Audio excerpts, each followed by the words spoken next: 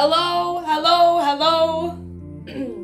Honestly, I might start doing streams earlier because this natural lighting is kind of good. I kind of really... Sunny, what are you doing here? Volume 6! I'm so excited. Yeah, honestly, say thanks to evening. Just so we're aware, I started crying so hard. I had really nice makeup on. It still looks good, but I literally started bawling my eyes. Stand! Let's go! Volume 6! Volume 6!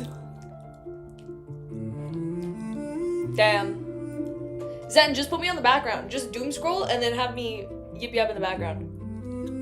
I know. I brought back the angle. Let me pull up volume. Oh no, this is volume 4.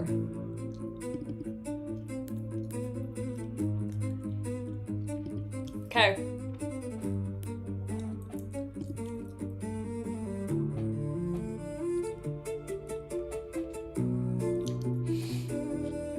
I'm gonna reread. No, after what you pulled, Bullseye, you were on a short leash. Short leash.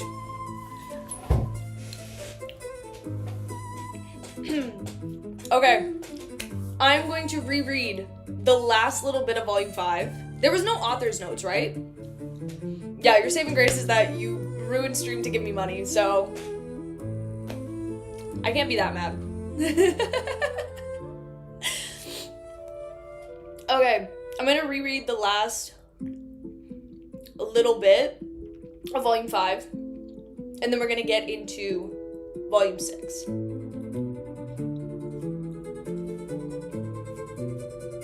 No author's note. Okay, perfect. Is everybody ready? I'm so excited.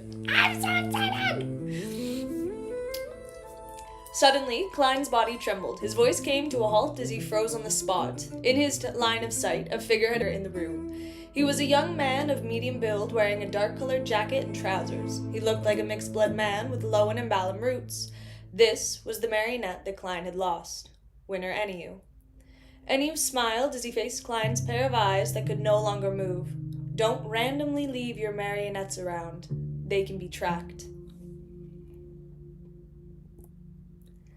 As he spoke, he slowly stood up. He casually took out a crystal monocle from his pocket and slowly wore it on his right eye. I'm so excited to finally figure out what happens after this.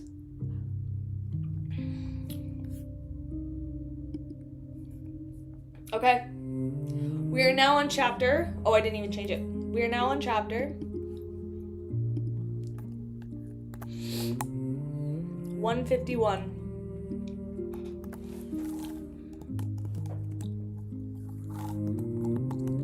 Deceit.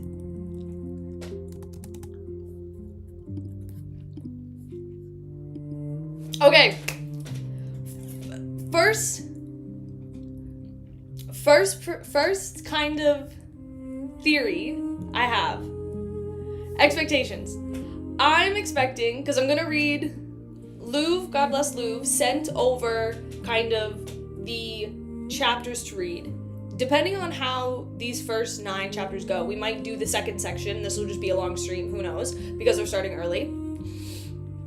But I'm expecting Klein and Amon to, and this is gonna be in kind of my review of Volume 5 predictions. I'm expecting Klein and Amon to have a super chaotic conversation. We'll see how this goes. I feel like it's gonna be 2 people playing 5D chess, and I'm sitting over here playing tic-tac-toe, trying to figure out, oh my god, it is their first date! And I'm just very excited. Loop this the entire stream? Okay. It might lag a small bit, but it should be okay for the most part. It might lag a little bit, but for the most part, it should be okay.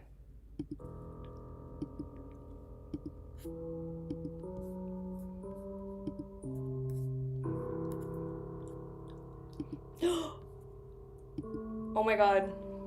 The Adventures of Klein and Amon. It'd be so good. Okay, chapter 1151, Deceit. In a hotel room in Backlund Bridge area, apart from his thoughts that had still belonged to him, Klein could no longer control anything else. Even his eyeballs couldn't move. He knew very well that this was likely a deeper level of parasitizing. In this state, he could only look ahead of him in fear and despair. He watched as Enyu, who was wearing a monocle with his smile on his face, changed into Amon's original form. Oh my god, I'm so excited. He took a step forward, counterclockwise, and opened his mouth to speak in Mandarin, in an articulate and mellow manner. The immortal law of heaven and earth for blessings. Did he steal my thoughts just now, or my ability to speak Mandarin? It should be the former, otherwise he wouldn't be able to grasp this ritual. Klein's pupils widened as he watched. He felt an unpredicted sense of anxiety. As though sensing his emotions, the monocled man turned to look at him and smiled. He then took another step counterclockwise and whispered in Mandarin. The Sky Lord of heaven and earth for blessings. Following that, this blasphemer carried on a ritual with great familiarity. With every step he took and every chant he incantations, Klein's heart sank even deeper into the dark swamp as though he could no longer see any light. The celestial worthy of heaven and earth for blessings. When Amon took the final step and recited the final incantation, the boundless gray and white fog suddenly appeared in front of Klein. He heard layers of pleas. There was no need to listen carefully as he understood what this meant in his spiritual perception. After advancing to Scholar of Yore, he had obtained basic control over Sephra Castle. No matter who he was, even if he had the correct ritual and corresponding incantations, they need to obtain his permission to enter the world above the gray fog. Rejecting him, Klein was instantly delighted as an ideal clearly surfaced in his within him. Oh my god, oh my god, oh my god! No! My monocle! However, just as he had a thought, he had forgotten it. Standing there, he looked at the statue carved from stone. His intention of rejecting Amon had been stolen by him. Klein once again felt despair, but a grayish-white fog in front of him and the prayers in his ears didn't disappear. Klein was first taken aback before he understood what was going on. I understand. I have to head above the gray fog myself and control Sephra Castle to give him permission to enter. There is no default option. This thought was like straw, which Klein had grabbed at without hesitation. It prevented himself from sinking into the water slightly without anyone to hear him cry. Although he still didn't know how to make use of the matter, his intuition told him that a slim possibility and his only hope could be hidden in the details. At this moment, Amon stopped the attempt and cast his gaze at Klein. Clearly, he failed to succeed and successfully enter Sephra Castle. This angel of time adjusted the monocle in his right eye and smiled without any change in expression. Honorable Mr. Fool, your idea of saving yourself is very interesting. Amon had used the standard Loan language, but every word seemed to be able to stir the powers of nature, creating one explosion after another in his mind. How is he so sure that I'm the fool, and not the blessed of the fool? Klein felt his body turn cold, his hope that had just surfaced sank to the ocean once more. How am I certain? Amon tissed and pulled the chair from before over and sat down. He pointed at the round stool opposite him and said, "Sit down. Don't stand on ceremony." The moment he finished his sentence, Klein couldn't help but stride forward and sit on the round stool. Amon looked around the room and grabbed Klein's back silk top hat. He put it on his head and said with a smile, "Did you think that I wasn't aware that the ritual would be unsuccessful? It hasn't been long since Sephra Castle produced an anomaly, so how could I forget? I just wanted to see your reaction, and you subconsciously felt despair and instinctively rejected me. That was very interesting. If you weren't the one who was called the Fool, how could you have such thoughts? Dear Mr. Fool, am I right?" As he repeated the four rhetorical questions, Amon looked rather pleased, as though he was an old hunter who had caught the fox's tail. I fell for his scam. Only then did Klein realize why Amon wasn't disappointed at all. He subconsciously wanted to deny it, but after some thought, he calmly said, "Kill me!"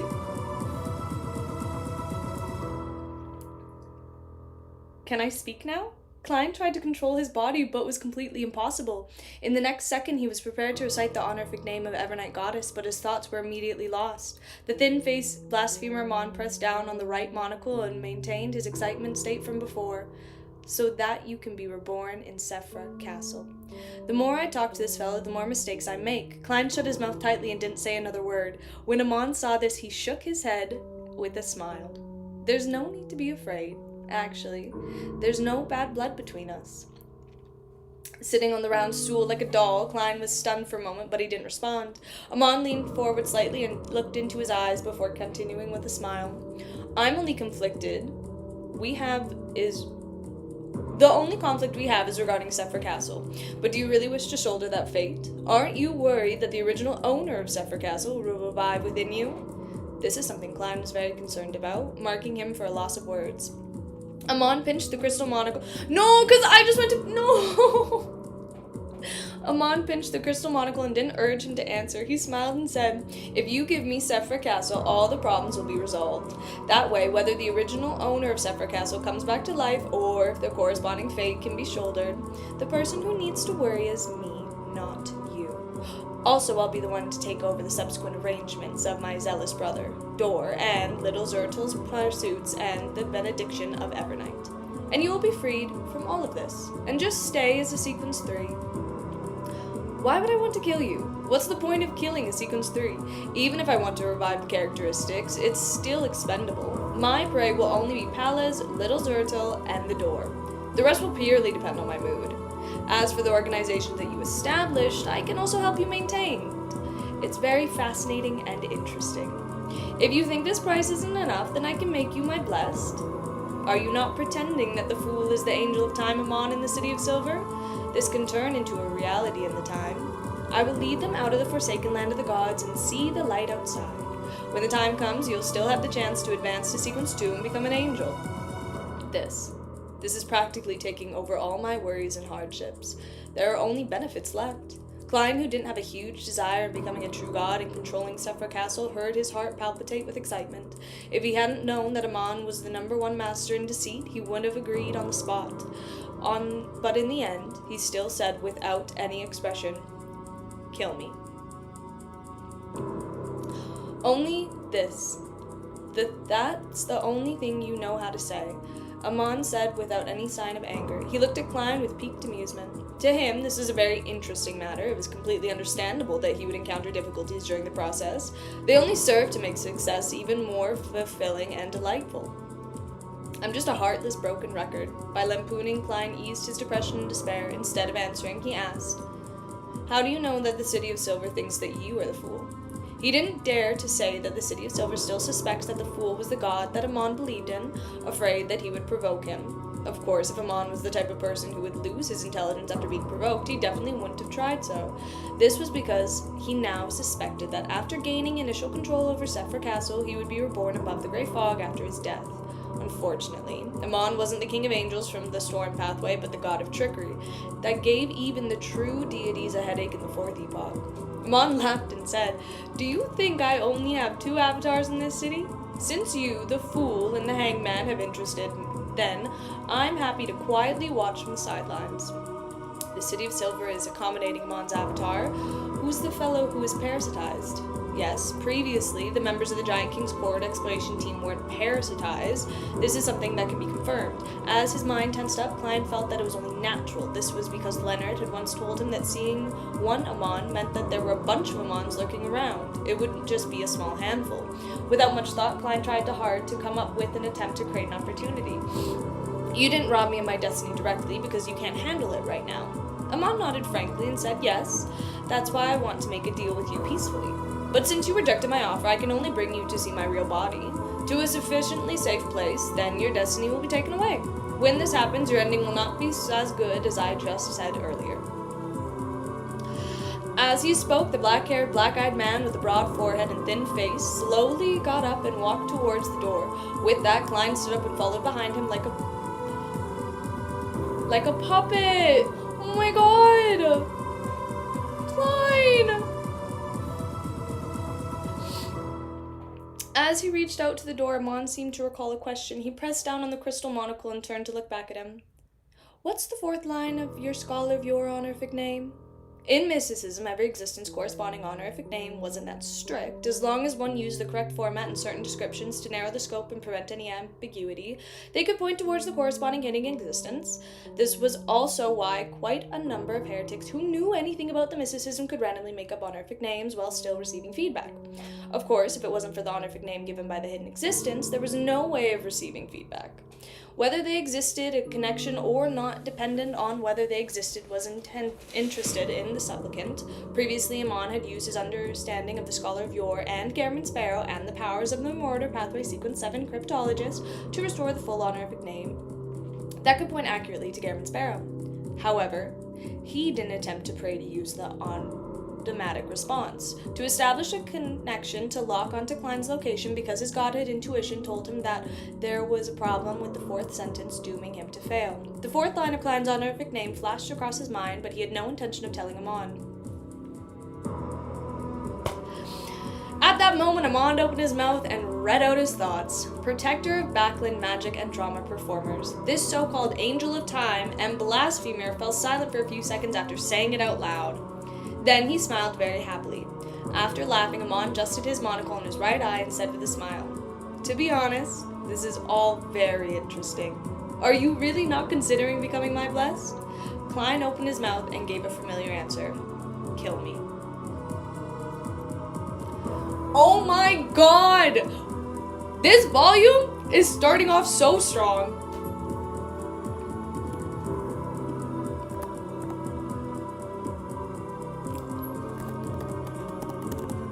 I feel like not all of, but a lot of my questions about, like, things and stuff that, like,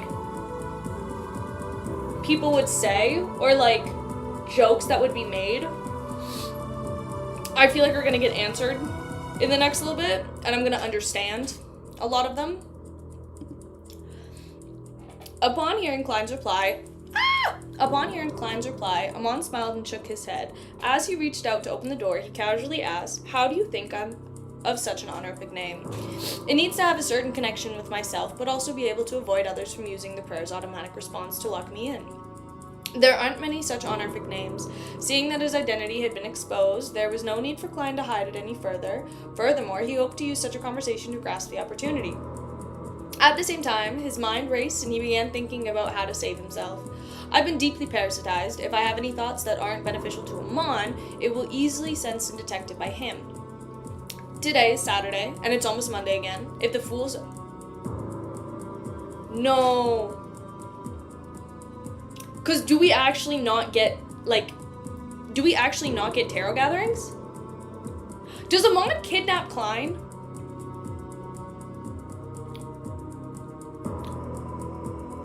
I'm so curious. The other members will definitely be terrified, nervous, and confused. Hence, those who have means to contact the world will definitely attempt to summon the messenger and ask for the reason. And once Miss Messenger approaches me, she will be able to discover the existence of Amon. Then she can use Yesterday Once More Again charm to recover her peak condition with the complete strength of an angel. She has a sizable chance of rescuing me from Amon's avatar. The most important thing for me now is to persist and live for 2 days. No, because I was like, is he kidnapping him? Yeah. Yeah, since Amon can't steal my fate right now. Thoughts? I've never been more scared for Klein this entire book. I'm so scared for my boy. I'm actually, yeah.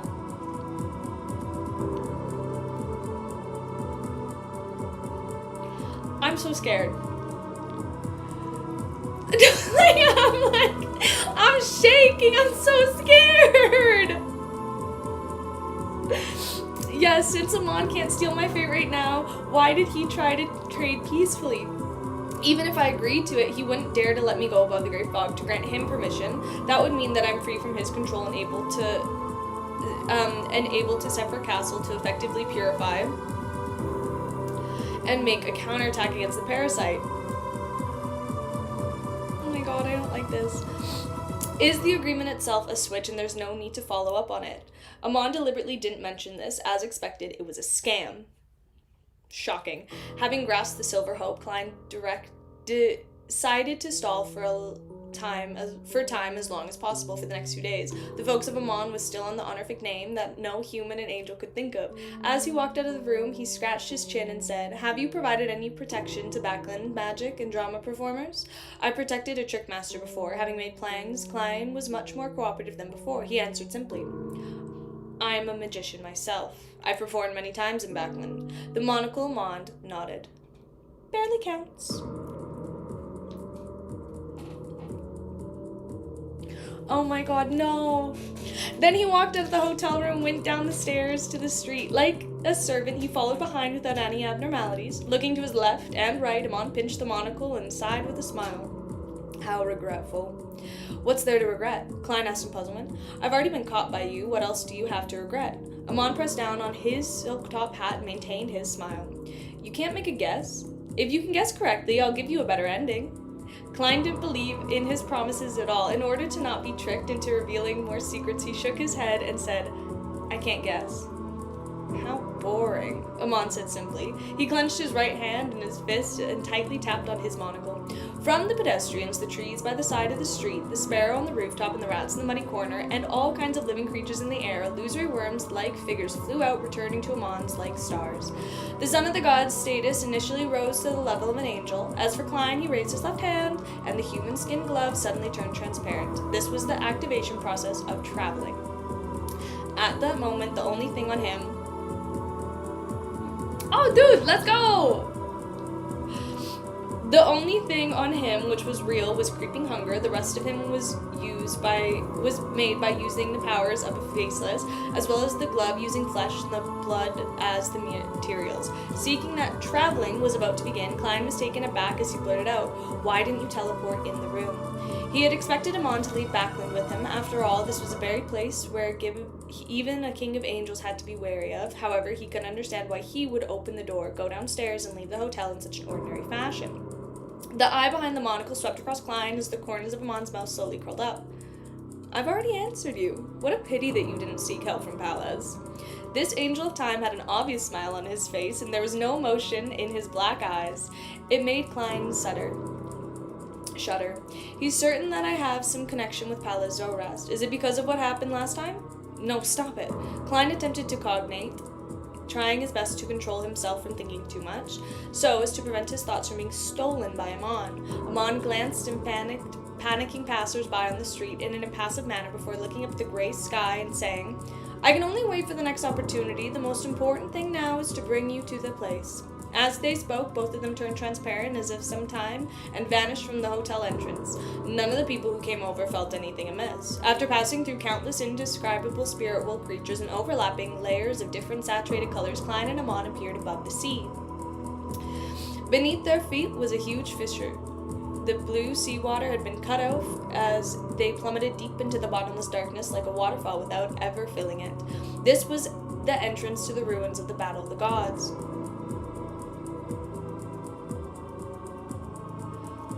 "What a thought," Klein asked. "You're taking me to the forsaken land of gods?" The magnificent waterfall was reflected in Amon's monocle. He nodded slightly and casually replied, "That's right. When we get there, even your messenger won't be able to sense you through the contract." The forsaken land of the gods was clearly separated from the spirit world. Only by relying on Siffer Castle could connection be made. "Amon knows what I'm planning to do." The flame of hope was ignited in him and extinguished by the cold reality. Oh my god, Klein! He couldn't find another way to save him in time. For the time being, in this moment, the levitating Amon muttered to himself, "If my mausoleum in Backland hasn't been destroyed by the Church of Steam, we could have used the Abyss as a springboard to head there directly. We wouldn't have had to go through all this trouble." Klein guiltily changed the topic. "The Abyss is connected to the Forsaken Land of Gods." "No." His head and... Amon shook his head and said with a relaxed expression, "But I can use some of its characteristics to go anywhere. I've heard that there were some nasty changes in the Abyss." What a thought, Klein probed. Amon turned his head and glanced at him without concealing his curiosity. "You're actually aware?" "Yes, I once thought of exploring the Abyss." Klein didn't speak further, afraid that the King of Angels in the Marauder pathway would discover that he could read Roselle's diary. At this moment, Amon suddenly laughed. "You want to explore the Abyss?" What's so funny about this? Klein was very interested in what had happened to the Abyss to begin with, thus he took the opportunity to cooperate with Amon in an attempt to know more. Just as he finished speaking, he suddenly had a new idea. Using the conversation he had with Amon, he could grasp more historical secrets to speed up his digestion of Scholar of Yore potion. That way, he could try using it to deepen his control of Sephra Castle and escape from his current predicament.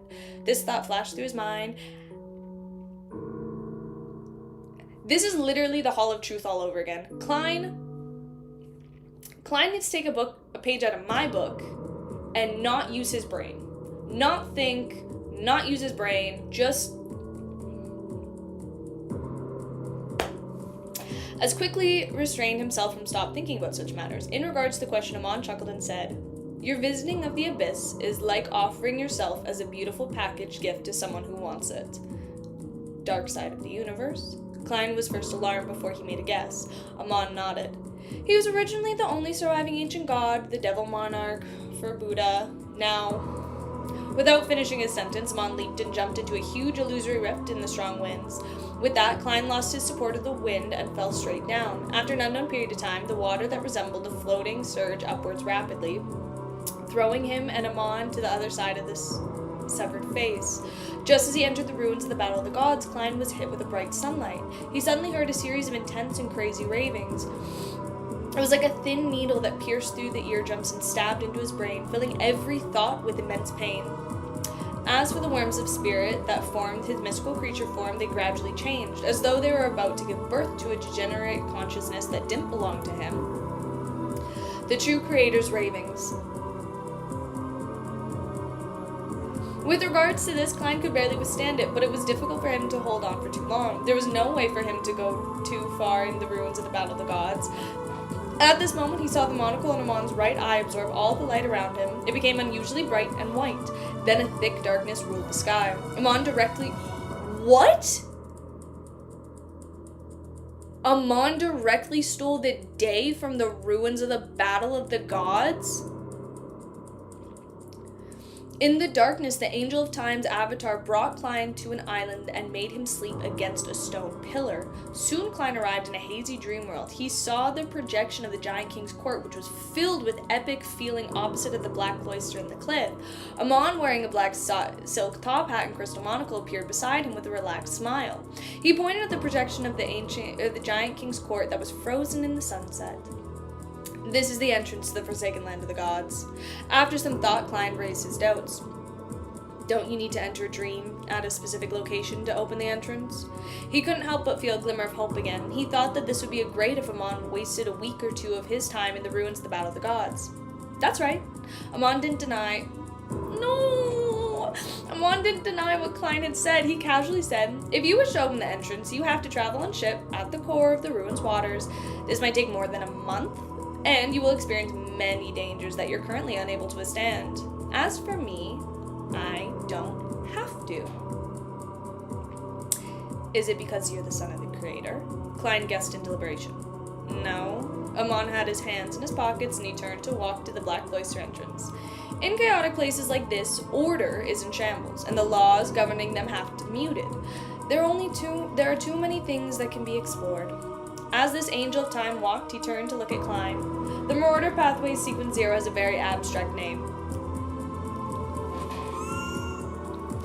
The Marauder's Pathway Sequence 0 has a very abstract name. Error. It was named by my father. He once used a strange word of unknowing origins to represent it. Oh my god. I finally get it. I finally understand. I've been waiting since, I started this book. Bug, when translated, it's a Trojan horse of fate, the slug of time, the loopholes and ruins, the manifestation of all errors.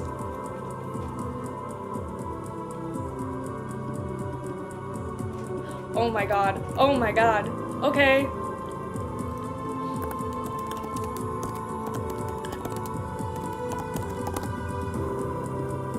Crazy.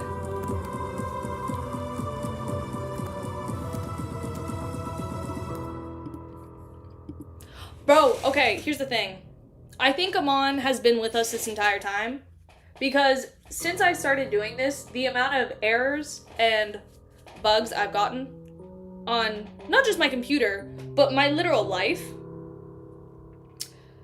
That being said, I'm putting back on the monocle. Since I truly am just a parasitized human. Error. Bug.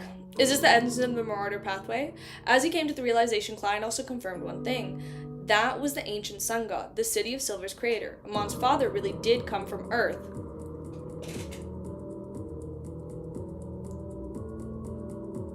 Bro, I gotta stop second guessing myself. I truly have to stop second guessing myself.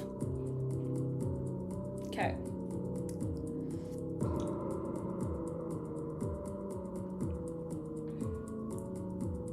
I have so many thoughts. Okay, firstly, I have to stop second guessing. Look, and I get, like, sometimes my theories are really, like, crackpot theories, but I gotta stop second guessing myself. Secondly, is Amon gonna, like, I know Amon is kidnapping Klein. I'm really scared to see where he puts Klein, like, where that kind of goes and what he does to him. I also think it's interesting that Klein's like, you can't handle my destiny yet. I thought that was interesting, where he's just like, you know you can't take it because you actually can't handle it. Bro, I don't know. I'm so scared. I'm also curious, because here's the thing. When they're like, oh, it's a bug and a Trojan horse, it's an error. And, like, we've talked about in the book a lot about, like, computer glitches and a lot about, like, system glitches, which makes me, like, wonder, like, what... I want to know, like, my question is, I want to know, because, like, the ancient sun god, he's from our world. I want to know what his, like, job was here. Like, what did he do where this is, and I guess it could be common, like, words amongst, like the masses of the people, but I'm really curious what Amon's dad did. Like, was he in technology? Was he in, like, when it's like, because when I think of bug and, like, Trojan horse, I think of, like, computers, and I think of, like, software and stuff like that. But then when I think of, like, error, I still think of that, but I think of, like system error. So I'm, like, wondering, like, I don't know. I don't know. Like, I feel like it has to be, like, I wonder if it's relevant.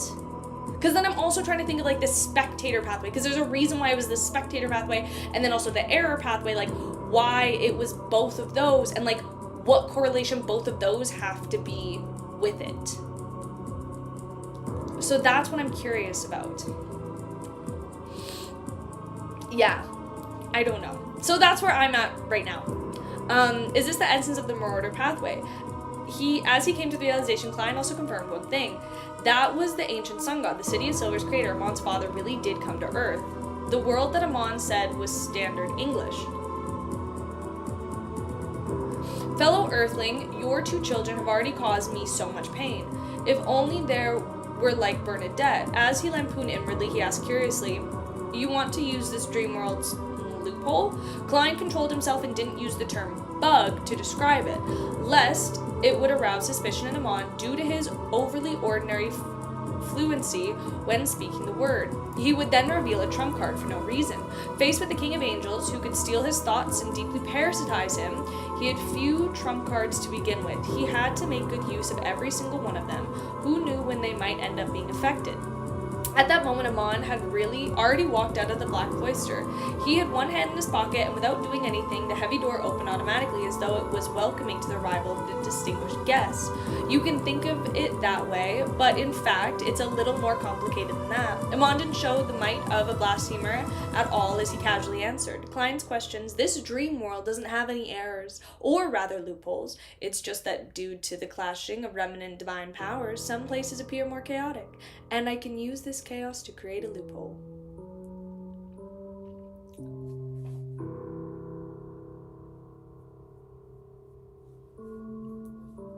I'll wait till the end of the chapter. As the huge door was to be prepared for the giant was completely opened, Amon pinched his monocle and walked into the hall, venturing deep inside. During this process, he smiled and gave a more in-depth explanation. You should know very well that the cloister is composed of dreams. Yes, it comes from the dreams of different living beings in the ruins of the Battle of the Gods. After some thought, Klein added, it might also be left behind by some dreams from the past.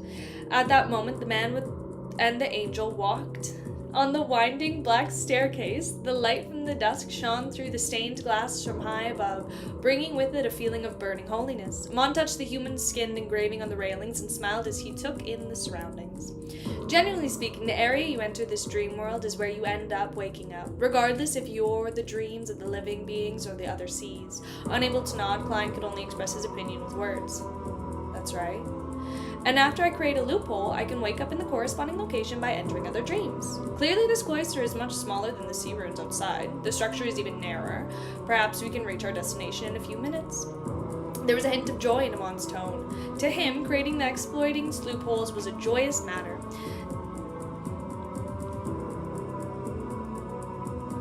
I have a question. So, like, when they're, like, yes, it's talking about, like, loopholes, but it's also kind of, like, referencing to cutting corners. Like, was it, like, it also kind of, like, references, like, cutting corners and stuff. Okay. To him, creating and exploring loopholes was a joyous matter. This, Amon is actually able to use such a method to quickly pass through the ruins of the Battle of the Gods. We won't even be wasting an hour or two, much less 1 or 2 weeks. As expected of the King of Angels, the blasphemer of the fourth epoch, the glimmer of hope that was generated in Klein's vanished instantly. He wasn't sure if Amon had deliberately not mentioned it in advance, so as to enjoy watching the bubbles of his target, hope, being popped time and time again. Or if he didn't care about such trivial matters, he could do was to curb his heavy depression and say, you want to control the core dream of this illusory world? He remembered Queen Mystic's Bernadette mentioning that she didn't dare enter the black wooden door in the deepest depths of the cloister. It's not me, it's us, Amon replied with a smile. Oh my god! He seemed to suddenly recall something. He raised his hand and adjusted his monocle and asked with interest, why did you put the monocle on the marionettes? I didn't even need to prepare one myself. Feeling awkward for a second, Klein thought for a second and decided to answer truthfully. Not long ago, in order to digest the bizarre sorcerer potion, I deliberately wore this monocle in front of the Red Angel evil spirit. Amon, who was walking down the stairs, suddenly paused. He turned his head to look at Klein and smiled. Very interesting. The Angel Time said thoughtfully, I think that Medici hasn't completely died. Next time, if I encounter him, I'll disguise myself to look like you, and then I'll wear a monocle in front of him again. Poor Sauron Edhon Medici. As a whole King of Angels, can you not be so senseless? Is this so-called God of Mischief? When Klein heard that, he felt wistful, not knowing what to say. Amon pressed down on the crystal monocle and asked, do you wear this monocle in your left eye? How did you know? Klein was shocked, imagining that Amon had stolen the scene from the fog of history. How did I know? Amon said with a smile. There are 2 possibilities. Firstly, it's because you're of a beyonder of a low level, so you definitely not a match for the fellow Medici. You were afraid that if your disguise was too realistic, then you would incur a fatal subconscious attack and deduced that you would be better of doing so. Secondly, if you had the intention of imitating me and ended up doing an accurate imitation, then I might be able to use the ripples generated by fate to detect the incident. Since I didn't notice it, it must mean that the monocle was worn on the wrong spot. I wear the monocle on the right eye all the time! Bro! He's in the room with us. Make a guess. Which possibility is it? I will choose the most dangerous possibility, regardless of whether it's true or not. This way, you will even be more careful and cautious in the future. When it comes to matters like this, of course, there must be a future. First, since Amon didn't show any signs of viciousness or oppression, Klein had unknowingly let his guard down and felt that Amon was an easygoing King of Angels. But now, he suddenly snapped to attention as he came to the realization that this was a trait of the master swindler. The second possibility. Klein gave an answer. Amon didn't say if he was right. He reached the bottom of the stairs and came to the lowest level of the cloister. He stopped in front of the black wooden door covering in strange patterns. I've been here before. Once this door was fully opened, No, bro, I'm doing it in daylight.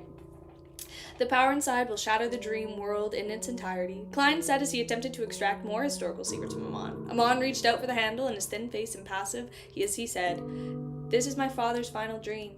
The corresponding location where he perished. The ruins of the Battle of the Gods is where the Rose Redemption attacked the ancient sun god, the source of the cataclysm." When Klein heard that, he tensed up, his thoughts raced. With regard to this answer, after understanding the formation of the Rose Redemption, he had a corresponding theory regarding the variation abnormalities in the ruins of the Battle of the Gods. He wasn't too shocked, and the Scholar of Your Potion had even been digested to a certain degree. Immediately following that, he let out an indescribable sigh. This was the closest he had gotten to the ancient sun god.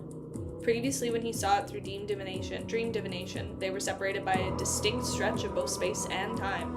The ancient sun god and Emperor Roselle were the protagonists of an era, but in the end, they ended up miserable. The ending was tragic. Roselle still had the means to be revived. I wonder if this former creator had any similar setups. Dark Angel Sasori, the true creator, amidst his thoughts, Amon opened the black wooden door covered in strange patterns.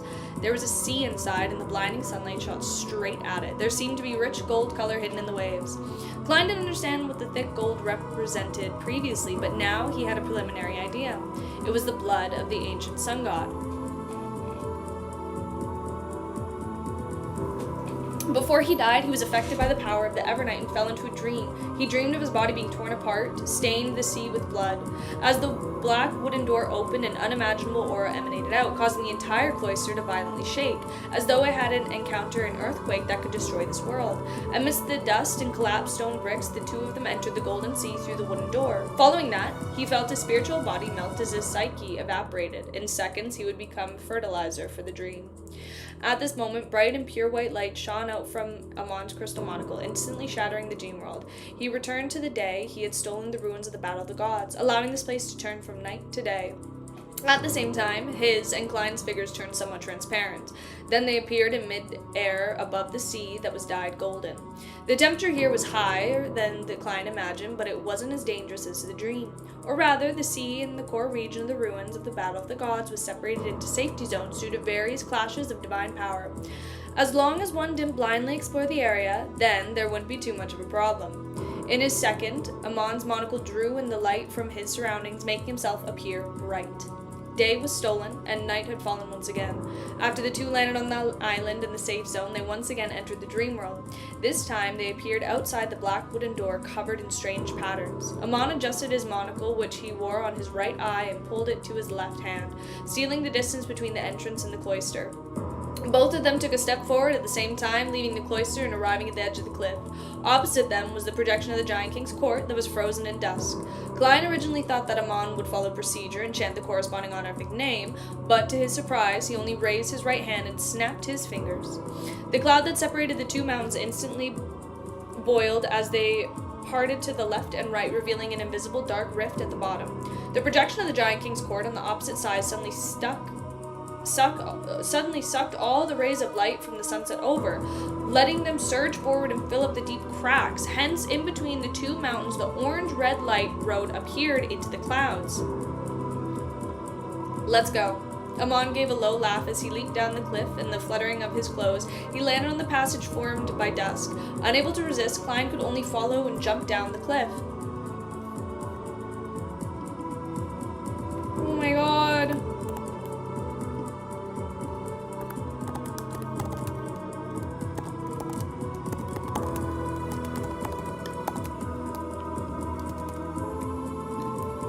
Bro, so much is happening right now.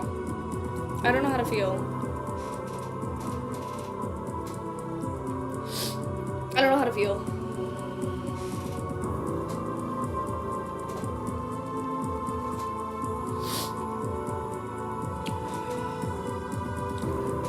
The path that was formed by dust didn't seem to contain anything, but after Amon and Klein landed one after another, they didn't continue falling, as though they were walking on the ground.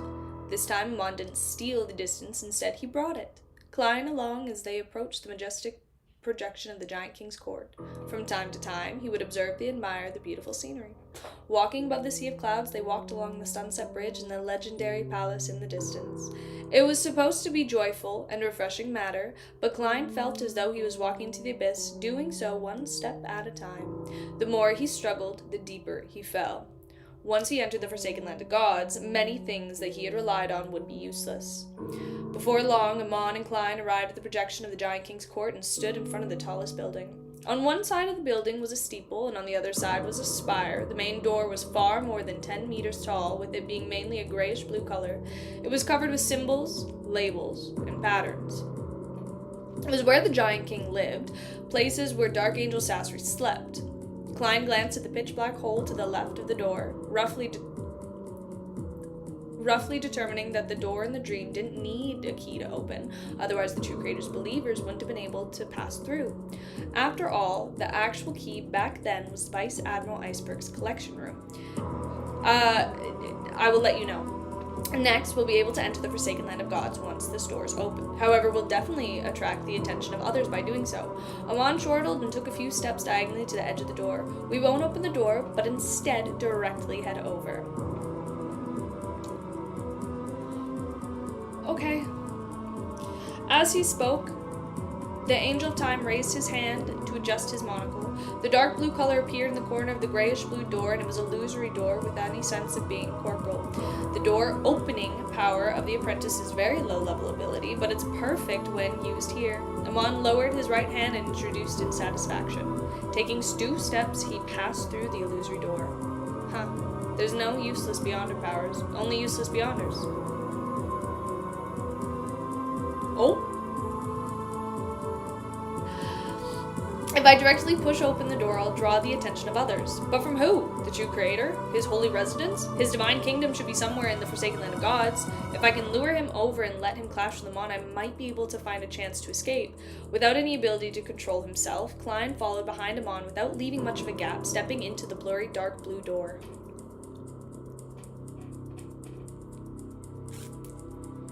The moment he stepped through, he felt the world spin around him. Even his spirituality seemed to be torn apart.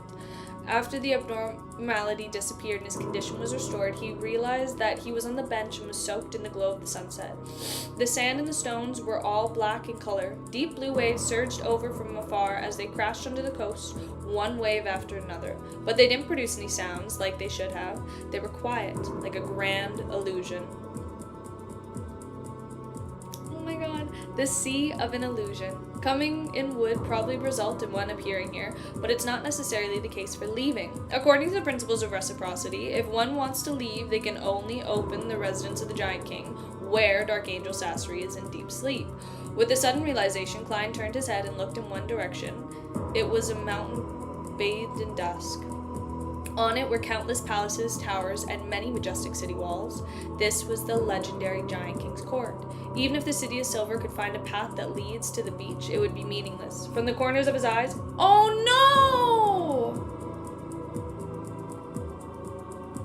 no! Poor Derek. And Colin Iliad.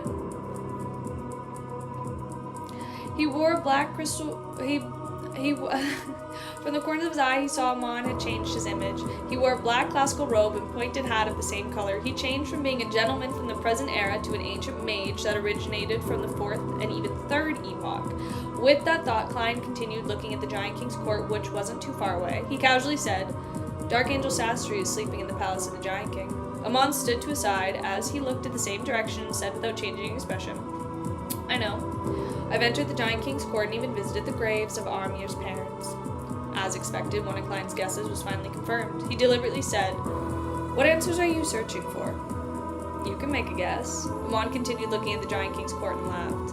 "If I had any idea, I wouldn't need to ask you." After thinking for a few seconds, he said, "Some secrets of the 1st epoch?" "You can say that." Amon replied without much concern. Klein hesitated for a moment before saying, "Aren't you curious about Dark Angel Sasri's condition?" "I am." Amon didn't change the direction of his gaze as he said with a smile, "But compared to me, there are still many people who are more interested in that. My zealous brother, the hangman, the dragon of betrayal, as well as the Evernight Storm, and White. I want to see who's the first one who isn't able to hold back. If I can steal everything of importance inside the critical moment, their expressions will definitely be very interesting." This thought, this reason for stirring up such a huge matter was purely to cause trouble, to gain some excitement. Klein frowned slightly and realized that Amon's values were different from that of humans. This was a natural mythical creature, completely different from humans. Why can I frown on my own? Just as he came to the realization, he sensed that something was missing in his body. He subconsciously turned his head to look at Blasphemer Amon. There was a semi-translucent worm of time with 12 rings in Amon's hand. He smiled as he looked into Klein's eyes and said with some anticipation, "Since we've already arrived at the Forsaken Land of the Gods, there's no need to worry about external interferences. I'll give you a chance. Before I reach my true destination, I will no longer parasitize you. You can use every method that you can think of to escape, and I will try my best to stop you. Good luck. Don't disappoint me." For a moment, Klein couldn't believe what Amon had just said. He suspected that Amon was bluffing him. But when his thoughts of Amon's behaviors of a while, he felt that there was something that was in line with his character. All right. As his thoughts raced, he took a deep breath and solemnly replied under the orange glow of the sunset, "Oh my god, no, I don't care! I don't care! Backland Parliament House. Who cares? Who cares?" Due to King George III's sudden self-destruction, none of the nobles and members of Parliament were allowed to return to their respective homes. Instead, they were gathered here to receive heavy protection from the three churches of the military. Dressed in a pure black dress, Audrey stood behind the railing on the second floor and quietly looked down. As the matters had happened too suddenly and lacked any prior warning, she still found it surreal despite receiving some incantation from the world Cameron Sparrow. She seemed to have transcended reality and was watching the performance. Her father, brother, and other nobles and the members of Parliament were gathered in cliques as they occupied different small rooms. From time to time, one would walk out from the small room bringing with them the stench of smoke and their gentlemanly attire as they rushed to another discussion circle. The ladies and madams sat in lounge. Most of them had yet to return to their senses. As their eyes were dazed and their bodies trembling, the Parliament staff and military middle and low-ranking officers were running around everywhere, transmitting information in different places. The soldier, dressed in a red dress and white pants, walked in from outside, handing a stack of papers to the officer in charge of the hall. The officer glanced at it and immediately called for an assistant. He pointed at the small room where Earl Hall and the rest were in. Without asking anything, the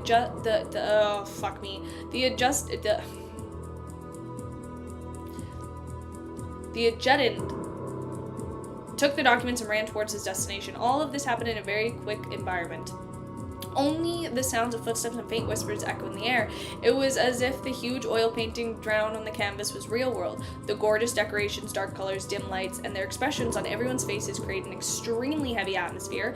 Audrey pursed her lips slightly, and looked at it for a while. Her mood was still as a nadar, and she only managed to maintain her calm by relying on placate. Why would Mr. World deal with the king? The death of the king will definitely bring deep hatred. It doesn't matter what sequence the king is because he has never shown it. This doesn't affect the overall strength of the kingdom, but the incident is enough to explain one thing. The three churches, royal family, and the military are all fractured apart. The internal strife is quite serious. The situation with Loan will be very dangerous. The enemies will definitely not let this opportunity go. As her thoughts raced, she saw a man in a black coat rush into Parliament House. He suppressed his voice and started talking to the officer in charge of the lobby. As an experienced spectator who could observe the subtle expression of body language, reading lips was undoubtedly Audrey's strength. As she watched, she interpreted the corresponding content. Instances used an excuse of conflicts in the borders of the homelessness mountain range to gather a large number of troops there. Audrey bit her lip lightly as a familiar feeling not belonging there arose again. It was as if she had seen a novel's description play out in the real world. The grayness of the sky seemed to grow thick. No one spoke in the house where Moritus lived. Benson stood there behind the oriel window with a solemn expression as he looked at the people rushing down the street. It was unknown what he was thinking. Melissa sat on the sofa. Oh wait, I think I'm supposed to change the song. I clocked it after. I got it. Sorry, that was my bad.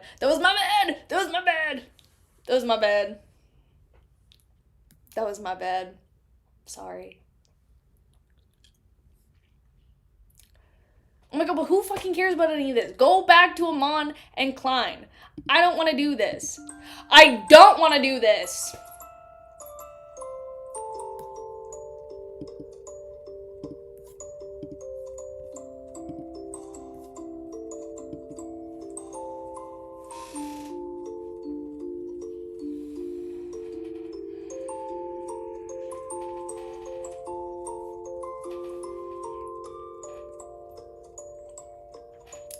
Benson stood behind the oriel window with a solemn expression as he looked at the people rushing down the streets. It was unknown what he was thinking. Melissa sat on the sofa bed and coffee table. She lowered her head and looked at the crude machinery she made. It was as if she'd become a statue. I don't want to do this. Sighed, the situation has become even more chaotic. Benson exhaled as he touched his hairline. Nothing wrong with that. He turned his head back and forced a smile. Regardless, Backlund is definitely safer than most places. Melissa didn't raise her head, and she said with an ethereal voice, No. Klein found a good job, and our lives gradually improved in the end. An accident took him away. We moved out of Tingen, you got a job as a civil servant. I entered university and started on the correct path. In the end, war broke out. It wasn't easy for us to get used to this environment. We weren't praying that the war would end early. In the end, the king was blown to pieces. Having said that, Melissa slowly lifted her head and looked at her brother with a confused expression. Benson, is it that difficult to obtain and maintain a better life than we had before?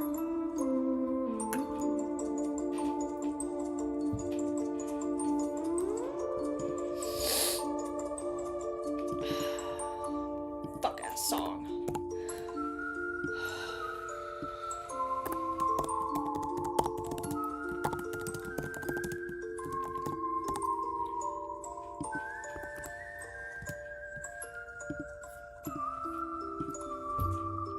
Backlund Eastborough.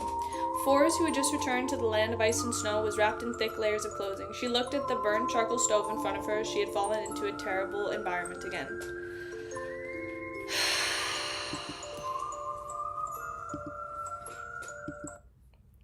Piss me off.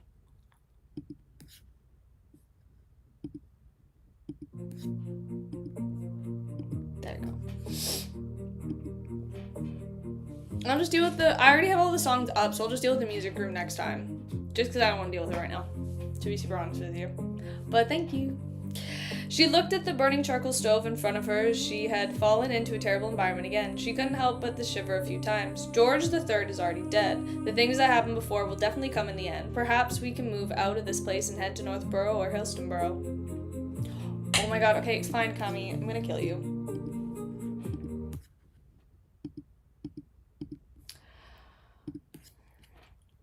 You said go to the other one, so I went to the other one. Okay. Are we going to the one that I made, or are we going to the one that you made?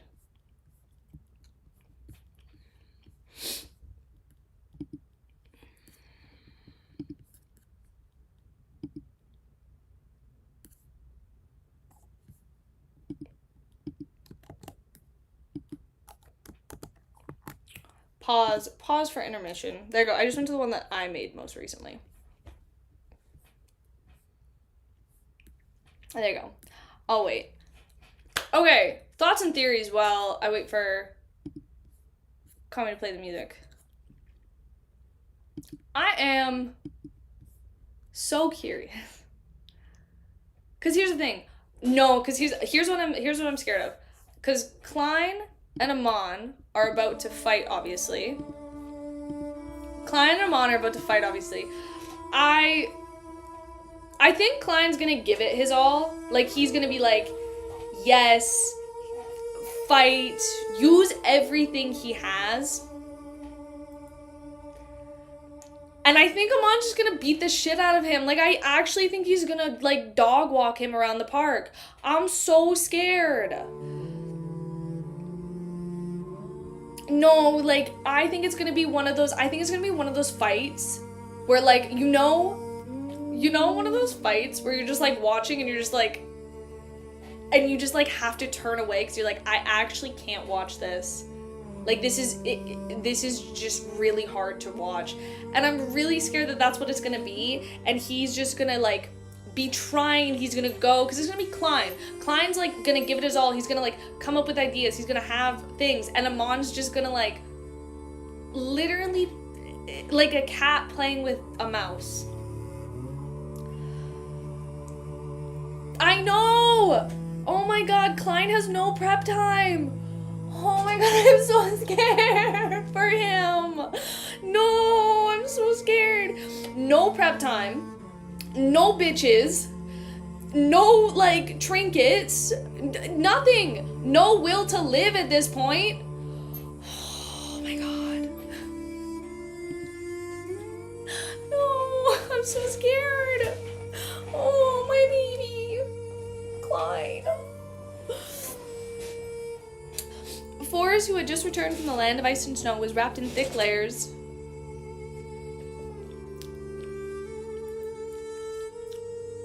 with thick layers of clothing. She looked at the burning charcoal stove in front of her as she had fallen into a terrible environment again. She couldn't help but shiver a few times. George III is already dead.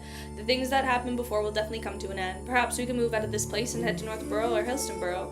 The houses there have fireplaces. She was sat in the chair opposite her and similarly shared the warm furnace. She applied with a slightly confused expression. Let's wait another week or two for the tarot gathering, which isn't going to happen because Klein's dead. I'll be honest, I still can't believe that George III was killed so easily. I didn't have time to do anything. The bounty hunter who became a judge sounded disappointed, confused, and puzzled. It felt as though she had lost her motivation in life. Forrest temporarily forgot about the damage caused by the cold as she consoled her. I don't think that this was done by Gammon Sparrow. It was done by those people who used Charmaine. They were the only ones investigating the secret motives of George III. Your actions have contributed to his death to a certain degree.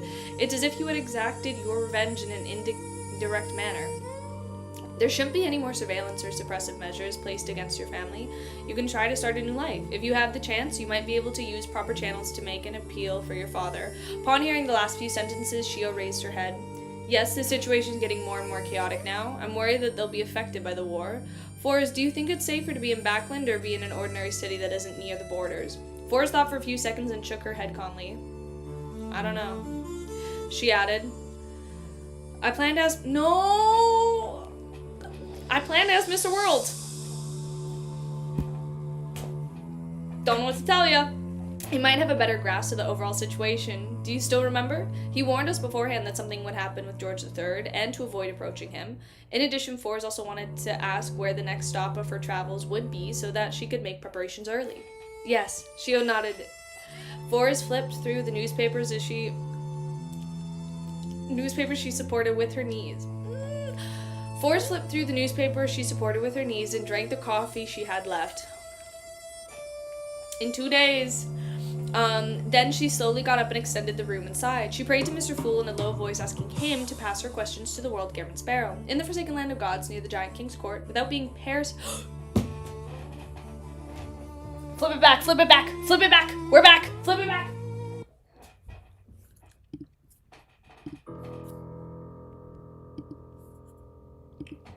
In the Forsaken Land of Gods, near the Giant King's Court, without being parasitized at a deep level, Klein followed Amon to the foot of the mountain. In the frozen dust, they circled at the foot of the mystical land. Although Amon had given him the chance to escape, he wasn't in a hurry to do so. This was because he knew very well that Amon had the strength and level of at least a sequence 2. He was an angel in the truest sense of the word, an entity he couldn't fight head on. Besides, a marauder was known as an error, a loophole, a bug. Its powers were very strange, making it impossible to guard against. Klein believed that whatever normal means he could come up with to save himself would be ineffective. I can only stay patient and wait for an opportunity that can be used. During this process, I have to keep making attempts to observe Amon's response. Yes, I still have to take note of the problem. I can't believe anything Amon says. He has already retrieved the worm of time and removed my parasitized state. At least in terms of my condition, he isn't lying, but this might not be the whole truth. I can't rule out the possibility that he has left a worm of time lurking in my body. He might take control of my body at a critical moment. These thoughts surfaced in Klein's mind as he chatted with Amon, asking about Dark Angel Sassery. However, he saw that nearly in a distance, the dusk was fading away and the darkness blanketed the area. Lightning bolts that snarled from time to time lit up half the sky. They had arrived in the boundary of the Giant King's court and were about to leave the mythical kingdom. Once in the darkness, I'll either evaporate into thin air or encounter a sudden terrifying monster attack. With a thought, Klein pretended not to know anything as he continued proceeding forward. He went from the orange dusk and into the deep darkness. At this moment, Amon, in his black classical robe, pointed hat accommodated by his monocle, reached out his hand and pulled back a lantern covered in thin animal hide. Inside the lantern, a candle made of some unknown oil emanated a faint yellow light that slightly pungent smell. Carry on. Amon threw the lantern to Klein. Klein caught the lantern and fell silent. A few seconds later, he probed. Where did you get this from? At that moment, Klein imagined that Amon had summoned a projection of the historical void. Amon pinched the crystal monocle and said with a smile, I stole it from the human camp up ahead. Oh, that's the City of Silver after Noontown's camp. It was stolen? Klein's eyelid twitched. He didn't ask further as he carried the lantern into the endless darkness. A dim yellow light was like an invisible defensive barrier as it quickly spread out, creating a warm zone in the dark night. At this moment, the lightning in the sky kept flashing. The gap between them was rather long, and there was almost no thunder. It occasionally boomed. According to the general knowledge he had learned from Little Sun, this was nighttime in the Forsaken Land of Gods. It was the most dangerous period.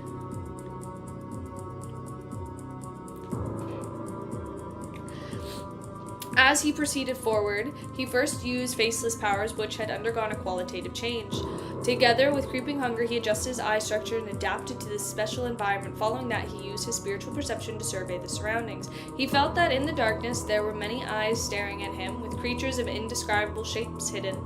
However, every time the lightning lit up and shone brightly, there was nothing. He wasn't worried at all about the serious backlash from using creeping hunger while not feeding it. From his point of view, there was only two outcomes. 1. That creeping hunger attempted to devour him, but had its thoughts stolen away by Amon. 2. Was that creeping hunger successfully devoured him, the Weaver, allowing him to resurrect, thus escaping from the current predicament.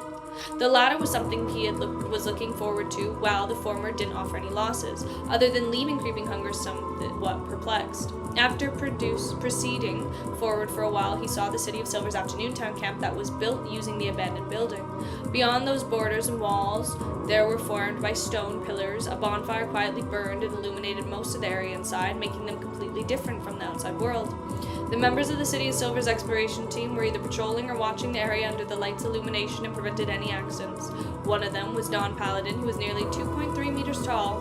He was standing at the top of the stronghold and looking into the distance, wary of any monsters hidden in the darkness. Suddenly he saw a faint yellow light coming from afar in the darkness. This Don Paladin's pupils dilated as his heart raced. Apart from the newborns and children who had yet to receive education, everyone in the City of Silver knew that this land had been forsaken by God.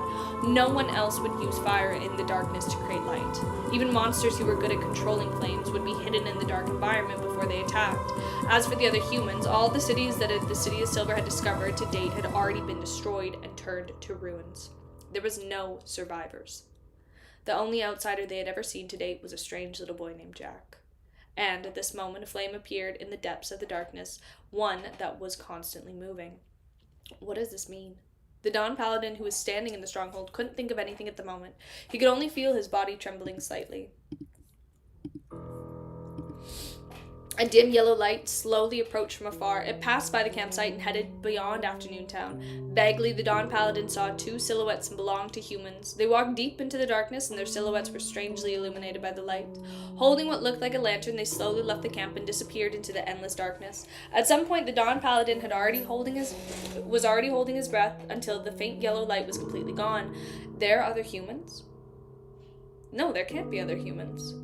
The Don Paladin's eyes narrowed as they carefully turned around that informed the elder of the 6-member council proceeding over this camp. At this moment, he discovered that one of the lanterns hanging on the stone pillar was missing. This Don Paladin's body stiffened as cold sweat broke out on his forehead.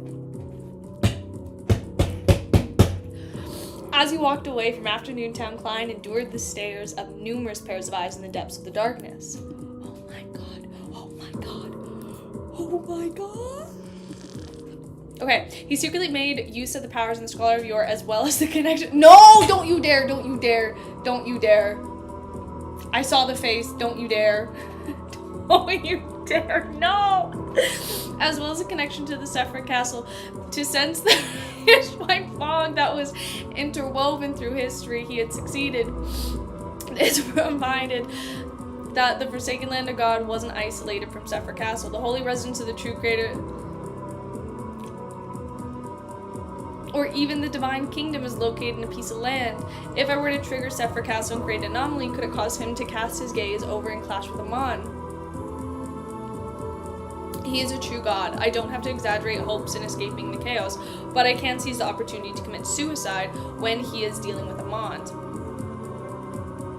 Klein! It's so sad that Klein has literally gone through all of this, and he's gone through so much, and he's literally at this point where he's just like, just kill myself. Like, I've done all of this, now either you kill me or I kill myself. My baby! No! The corners of Amon's mouth curled up slightly as he walked beside him.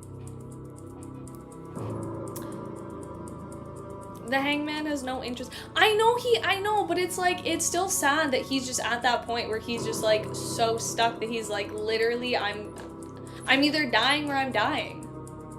It doesn't matter if he can resurrect. Like, it's not, yeah.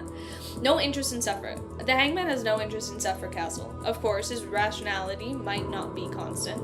Klein didn't have exaggerated hopes as his impulsive thoughts could truly succeed. He mainly wanted to test Amon's reaction and see what his response was. At that moment, he didn't feel depressed, nor did he hide his curiosity in asking a question. The hangman is referring to sequence 0 of the shepherd pathway. Amon nodded slightly and said, "That's right." This symbolized degeneration. Of course, if you want to explain it in a positive light, that is the sacrifice and responsibility. Klein thought for a moment before probing. I thought this was your nickname. I thought this was a nickname you came up with, just like Medici. Based on what he knew, the true creator was born because of Rose redemption. It was very likely related to the death of the ancient sun god. Therefore, he wanted to know what kind of attitude Amon had towards this evil god, and whether it was the same as his brother. Amon nudged his monocle and chuckled. I've always respected the gods. To have a blasphemer say this sounds really contradictory. Helpless, Klein put a stop to the topic.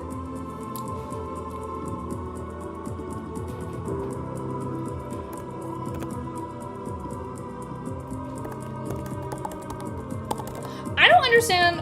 Here's the thing. I don't understand. Okay. Don't hate me for saying it. Don't hate me for saying it. I kind of know. Here's the thing. I've always maybe slightly been an Amon Glazer. Maybe slightly possibly always kind of liked Amon.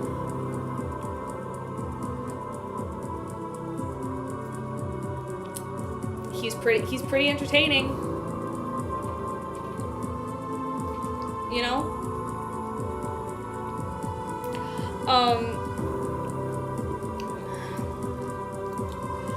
He is, and, you know when you're like, you don't want to see the villain win? But at the same time, I don't want to see him lose. You know?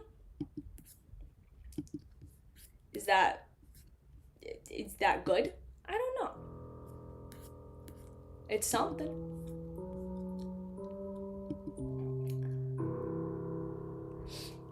Yeah, also, probably a little bit of understatement.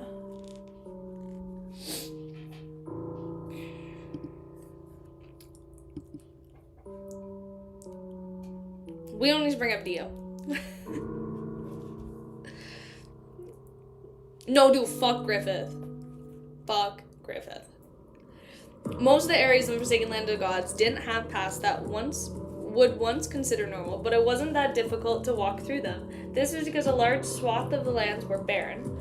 Everything was mostly black in color. On the moors, there was occasional sightings of plants that stubbornly grew. They were a very strange shape and disordered sizes. Klein had no way to tell what the original were.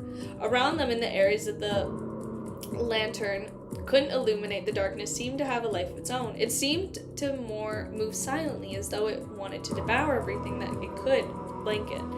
As a scholar of yore, Klein just needed one glance from the corner of his eye to see the spirit body threads extending out from the darkness around him. They were illusory, dense, and countless. This meant that there were many monsters lurking in the darkness. These monsters were extremely silent. They stared at Amon, who was dressed in an ancient mage, as well as Klein, who looked like a present-day gentleman. Under the dim yellow light, they walked through the wilderness. With his eyes fixed ahead, Klein casually held the animal hide lantern in his hand, not worried about when it would be extinguished. Just as the two of them were about to leave with barren wilderness and enter a hilly region, they formed monsters in the mangled flesh of 2 heads and 5 arms suddenly trembled in the darkness behind them. It had become Klein marionette. It had become Klein's marionette. Controlling spirit body threads was silent to begin with, and it wasn't more than 500 meters away. In the next second, the monster collapsed silently, losing its life. Walking to Klein's left, Amon, who was wearing a pointed hat, smiled. He raised his right arm and opened his palm, revealing something. It was a transparent maggot with 3-dimensional patterns. A worm of spirit. This was stolen from the marionette, along with the spirit body threads. Without waiting for Klein to speak, Amon easily crushed the transparent maggot with his fingers. Klein immediately felt the... No! Klein immediately felt a pain that came from deep within his soul. He heard... His head felt like it was about to split open. Oh my god. Thankfully, he had gotten used to this feeling from him repeatedly creating yesterday once more charms and controlling spirit bullets. He only grimaced without losing his composure. Amon maintained his smile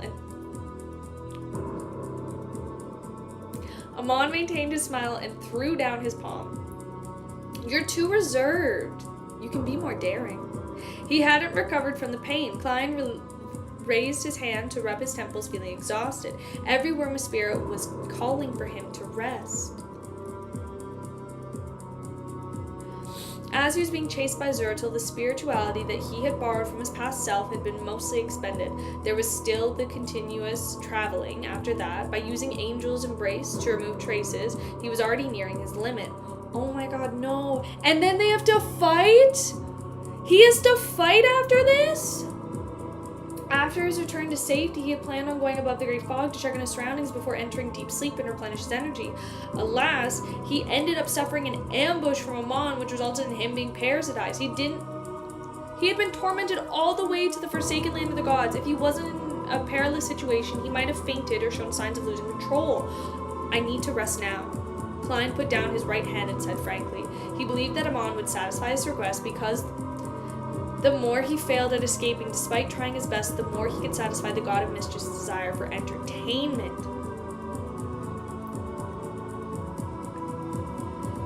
Alright, the monocled Amon's face turned slightly as he said while facing the hillside. There's a resting place there, we'll arrive soon. Of course, I don't mind if you want to camp out in the wilderness. I just feel that you humans might prefer a place that gives you a sense of security. Let's go there. Klein originally wanted to directly control the flame of the lantern to complete a flaming jump, but his drained spirituality stopped him. He could only follow Amon and rely on his feet to move. Along the way, with the mind of asking more questions, he said to Amon, "Why don't you steal the distance to immediately arrive at our destination?" Amon turned his head and glanced at Klein with his monocled right eye, and the corners of his lips curled slightly. I fucking hate this guy! I'm not the one who wants to rest. Klein shut his mouth and quietly walked forward. Oh my god! After about 10 bolts of lightning flashes, Amon raised his hand and pointed diagonally ahead. We're here. In the shadows of the hill, less than 100 meters away, that were few buildings that looked like half steeples. More than 10 giant stone pillars protruded out from the ground, reaching only the height of Klein's knees. A few strands of wild grass grew out from the crevices. The blade-like tips were dark red like blood. They used to be people living here. Klein rubbed his temples and asked. Nudging the monocle with his right index finger's second joint, Amon smiled and said, "This place used to be a very large city. When the cataclysm happened, the land cracked open and devoured the entire city, leaving behind only these structures to prove that it once existed. The destruction of a civilization." This thought suddenly popped up in Klein's mind. He sped up his pace and arrived at the destination where there was strange wild grass. After entering the half-collapsed building, Klein instinctively looked around and observed the place.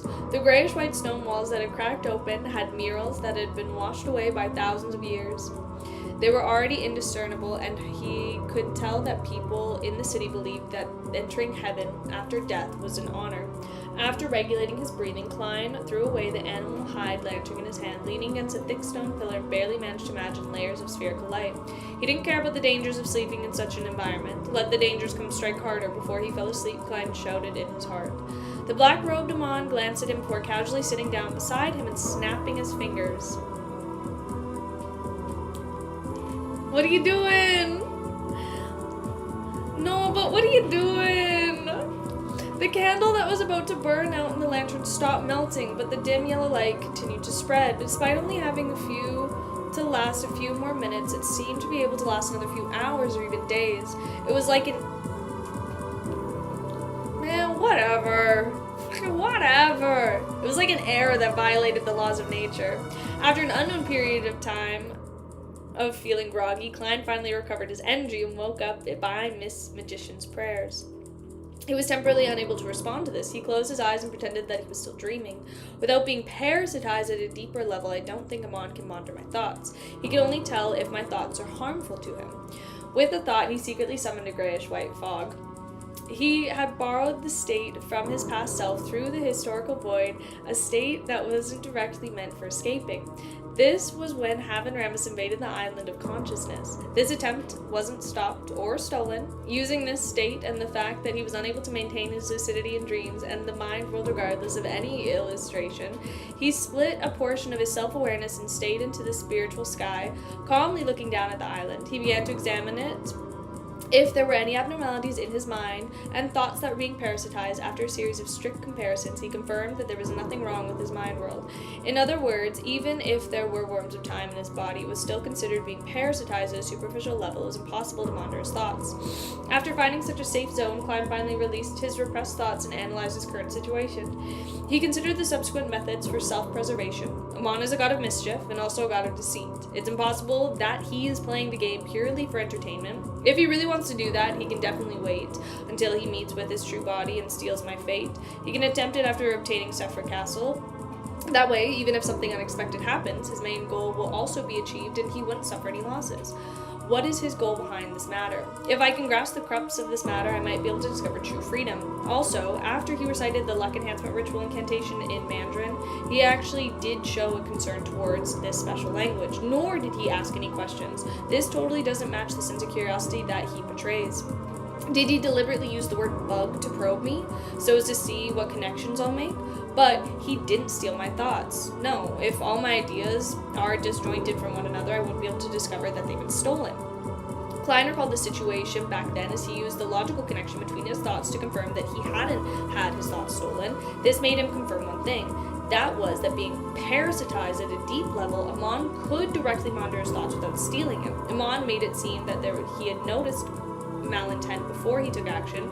It was a bluff, because of fucking course it was. I knew it. This deep level of parasitization seems to be different from what Palez described. Based on this deduction, he thought that I've been thinking Based on this deduction, the thoughts I've been thinking all along the way have been heard by Amon, including Earth, fellow Earthling, and child education. How terrifying. Oh my god. Klein, just... Here's the thing. Here's what I'm thinking. Actually, I'm going to finish this last page. And then I'm going to tell you what I'm thinking. Thankfully, when I was plotting to destroy the advancement ritual of King George III, I had imagined the perilous situation of being parasitized by Amon. Half my thoughts were my instinctive reaction, while the other half were intentionally let loose. This way, not only do I reveal my secrets, but I also use this to gain Amon's trust, concealing the most important and core matters. For now, he definitely knows that I plan to obtain more historical secrets from him so as to quickly digest the Scholar of Your potion. However, he doesn't know that I'm not far from being able to fully digest it. I'm just a few steps short of just one opportunity away. Bro, he's gonna digest that so fast. Did Amon deliberately remove the parasite and play such a game with me because he had once heard of Earth from the ancient sun god and had come into contact with some secrets. He plans on using my attempt to save myself to complete certain matters that might be inconvenient or impossible for him. If that's the case, there will definitely be something happening next. Yes, I have to show that I didn't notice this and still plan on escaping like a normal person. Once I've returned to my optimal state, I'll make the first attempt. After a while, Klein opened his eyes. The pointed hat-wearing Amon sat beside him and smiled at him. That'd be fucking terrifying. Could you imagine you're like just sleeping, you're like just recharging your body, and you wake up and you look over and Amon is right there, and you just wake up and you just... Have you decided? Get your bitch ass out of here. When are you gonna take action? He acted as if he was Klein's partner and not the target from which Klein was trying to escape from.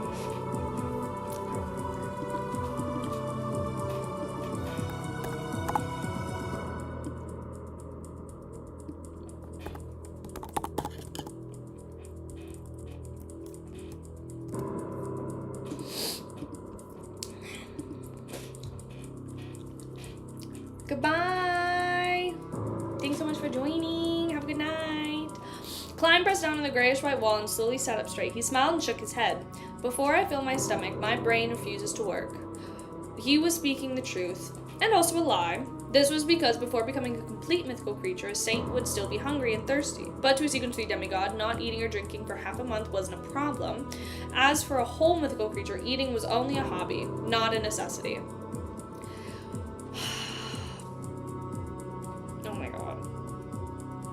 The habit of a magician, Amon commented on his smile. I'm not in charge of providing food, but you can think of a solution yourself. Looking at the lunch on the ground, Klein thought for a few seconds before reaching out his right hand into the air. A not-so-tall coffee table immediately appeared in front of him. It was an item from the residence belonging to Dwayne Dantes. Under the dim yellow light, Klein reached out once again and summoned a beautiful package box from the historical void. Inside the box was a set of cutlery, including a knife, fork, and cup. The reason why he chose these items is because he couldn't form a set of cutlery by individually summoning them. He could only maintain 3 images from the historical void at the same time. After setting up the cutlery in a leisurely manner, Klein politely turned his head to the side and nodded an appointed hat wearing Amon. Following that, he summoned a medium well-done steak covered in black pepper sauce. It landed on the porcelain plate, emanating some steam. While him slicing the steak with a knife, he revealed the remaining edge of the pink protein.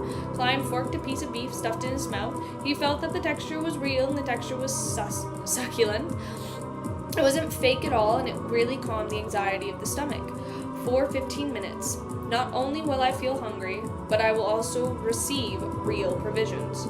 After swallowing a piece of beef, Klein smiled and introduced it to Amon like a hospitable host, and not a pitiful beyonder who had been kidnapped. Amon pressed against the crystal monocle and nodded with a smile. I've tried. It's not bad. Your ability to adapt is really quick. Are you really not considering being my blessed? After cutting another chunk of beef, Klein forked it up and replied as though he was chatting with a friend. Kill me. At that moment, the relative frequent lighting and endless darkness ruled the land. Whenever the light from the surroundings couldn't shine on, eyes were staring at the area with zero emotions. The twisted, dark red glass gently swayed in the occasional breeze. In the half-collapsed building, the dim yellow light painted the artistic coffee table and the exquisite cutlery with warm colors. The aroma of the steak wafted in the air, not showing any contrast with the outside world that the continuously connected it to. Under the gaze of the terrifying monsters in the depth of the darkness, Klein enjoyed the sumptuous meal in refined and poised manner in a desolate land that was soaked in extreme terror. After finishing his steak, he summoned a small glass of ice wine from Mygor Manor and drank it in one gulp.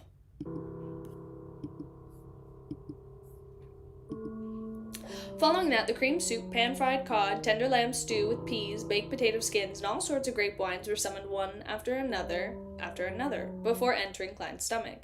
During this process, the steak that was the first to be eaten had already been maintained for a long period of time. It had vanished into thin air. But Klein's stomach and body were numbed by the subsequent food. He was oblivious to it. Of course, the coffee table and food were replenished, otherwise they wouldn't have lasted to the end of his meal. At the end of the meal, Klein continued reaching out his hand, pulling out a cup from the void. Inside was a ball of vanilla ice cream. Then, he used the spoon to scoop the ice cream into his mouth, feeling it melt in the delicious sweetness. After the ball was finished, he still wasn't satisfied with the summon another ball of ice cream from the historical void. As such, he ate 5 different flavors of ice cream in a consecutive fashion. When Klein reached out his hand for the 6th time, Amon, who was sitting on his side, suddenly laughed. "Your fate has an abnormal change. You're lucky enough.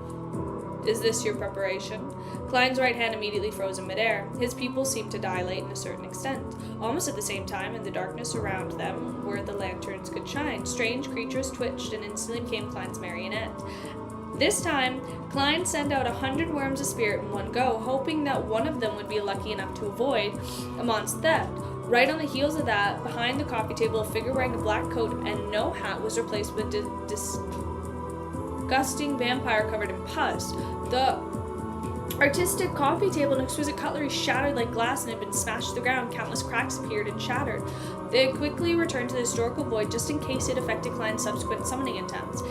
In the next second, the 100 marionettes, along with Klein, who had hidden somewhere, reached out to grab at the void. He attempted to avoid Amon's interference with quality. At that moment, they were all scholars of yore. This was the ability of the bizarre sorcerer, the source of the qualitative change of a seer. Of course, the change of success of each marionette summoning was independent, so there was no influence each had with each other.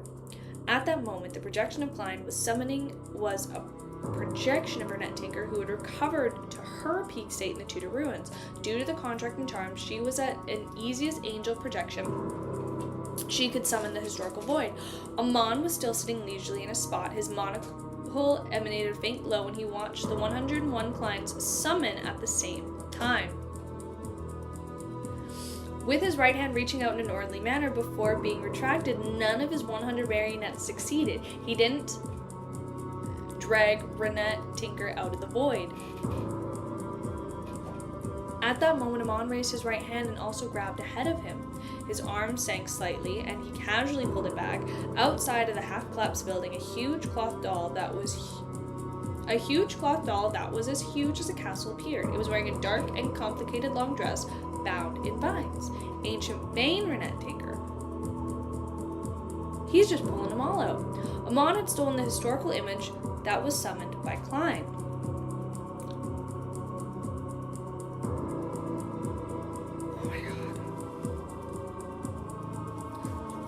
When does Klein just cut his losses?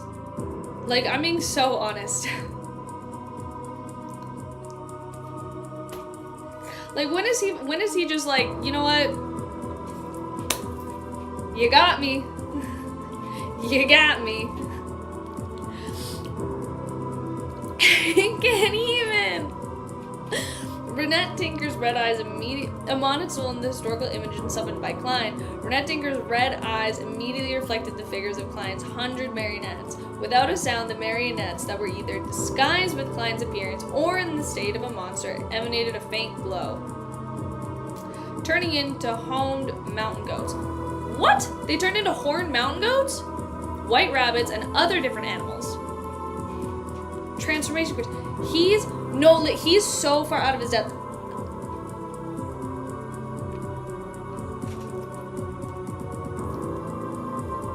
Klein, honey. No. Absolutely not. Absolutely not. Klein's actual body had long disappeared. Then he walked out of the flames that rose up from the animal hide lantern. He looked at the various animals that might be considered his and suddenly sat down and chuckled. Taking a stroll after a meal effectively improves one's health. He didn't mention anything about his attempt to escape, as if nothing had happened. Amon maintained his relaxed posture and nodded cooperatively. I've read quite a number of books written by humans. They are indeed such opinions among them. With that said, he raised his hand and pointed at the projection of Renette Tinker. Oh my god. And then he just goes, this your messenger? This your messenger? This was something that could be easily confirmed, so Klein didn't hide it. He tersely acknowledged and nodded. What a pity. Okay, but why are we coming for Miss Messenger right now? Amon sized up Renette Tinker's projection and shook his head with a tisk. As he felt the food in his stomach disappear, Klein asked, "What's the matter?" "I should bring you to Backland to wait for a few more days. That way I can wait for your messenger to deliver a letter to you. Then she will become my messenger." No! Oh my god, no!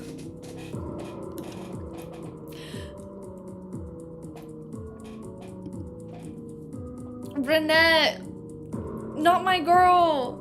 Amon nudged his monocle on his right eye and said with a smile, snatching the angel messenger, "That will be very challenging and fun, isn't it? Life needs some fun, excitement, anticipation. I share the same thought." Klein, what are we doing? "I share the same thoughts," Klein replied seriously. What a pity. The hatted Amon shook his head again. "Evernight is someone I need to be careful of. If we stayed there any longer, even I wouldn't have any idea what would happen." As he spoke, the angel time dispelled the historical void projection of Renette Tinker, allowing her to vanish in front of Klein. "You seem to be very wary of the goddess." Klein pretended to be a devout believer of the Evernight goddess. Of course, he didn't need to don a disguise. He was still blessed by Evernight. Amon's gaze shifted to the lantern inside the half-collapsed building and looked at the dim yellow light. "I'm unable to steal things that I'm curious about from concealed state. I can decipher what other arrangements she might have and what the key thing to take note of are. The King of Angels of the Murder Pathways, there are sufficient reasons to be apprehensive." Taking advantage of the opportunity while Amon was answering his question, Klein suddenly recited the honorific name of the Evernight god in Jotun. "Klein, don't do it. Klein, please don't. Please, for the love of God, don't do it. You are the Evernight goddess who stands higher than the cosmos and more eternal than eternity." Just as he said that, his thoughts were lost. Fucking hell, Klein! If he hadn't had such plans previously, he wouldn't have known that he had made such an attempt. Amon turned to look at him and said with a smile, "Are you trying to sound me out? Believe that I'll also repeat your words after stealing your thoughts and words?" At Sequence 4 Parasite, one is able to control the stolen items and make them appear at a suitable time. "Is that so?" Klein nodded gently. "Thank you."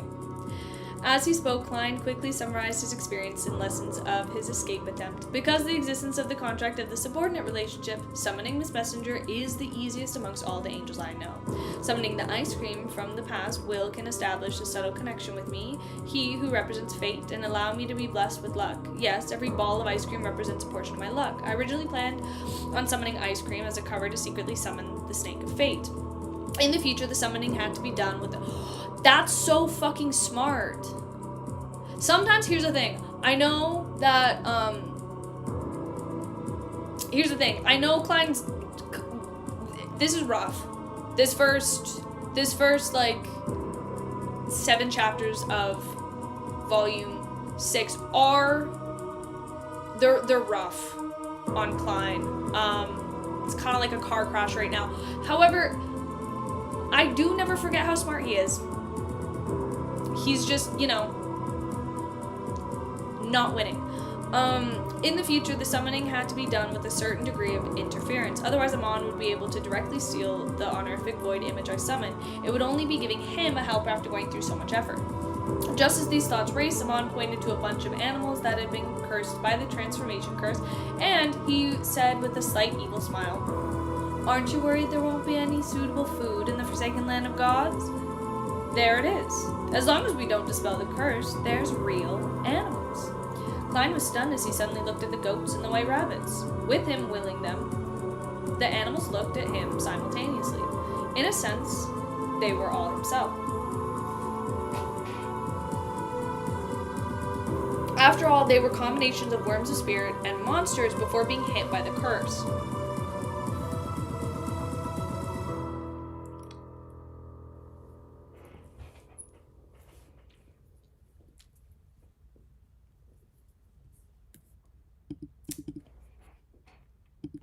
So are we pulling like an ancient sun god thing here, and they're just gonna be eating him, but like not him, animal version of him?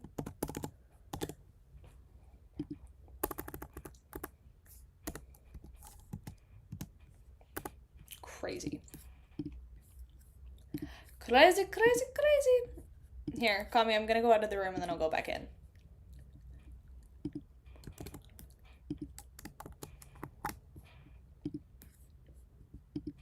I'll wait for you to get back in. So is this, I have a question. Question time.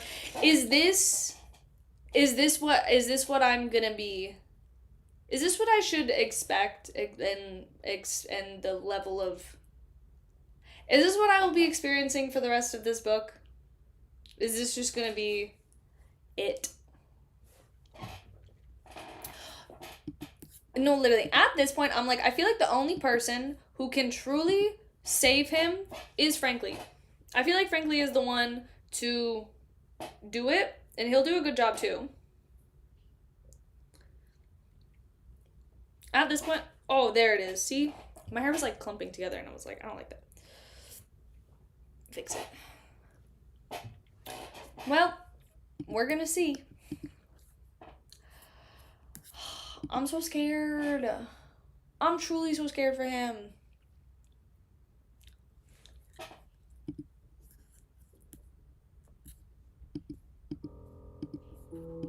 Okay.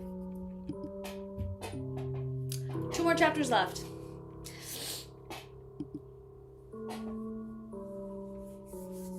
After silently starting the rabbits and mountain goats for more than 10 seconds, Clan closed his eyes and flicked his right index finger and middle finger as if he was pressing an invisible piano key. A third of the marionettes collapsed, losing their feeling of being alive. Klein's expression immediately warped as though he had been struck 33 times by a giant sword. Very particular amount of times, Klein. The familiar and extreme pain he felt swept through his spirit body, causing light-colored meat tendrils to sprout on his body. Every sprout seemed to be forming a transparent maggot. This was the backlash from killing... Oh. Okay. Yeah. 33 worms of spirit. After taking nearly 15 minutes to recover, Klein made his second attempt and letting the other third of his marionettes die.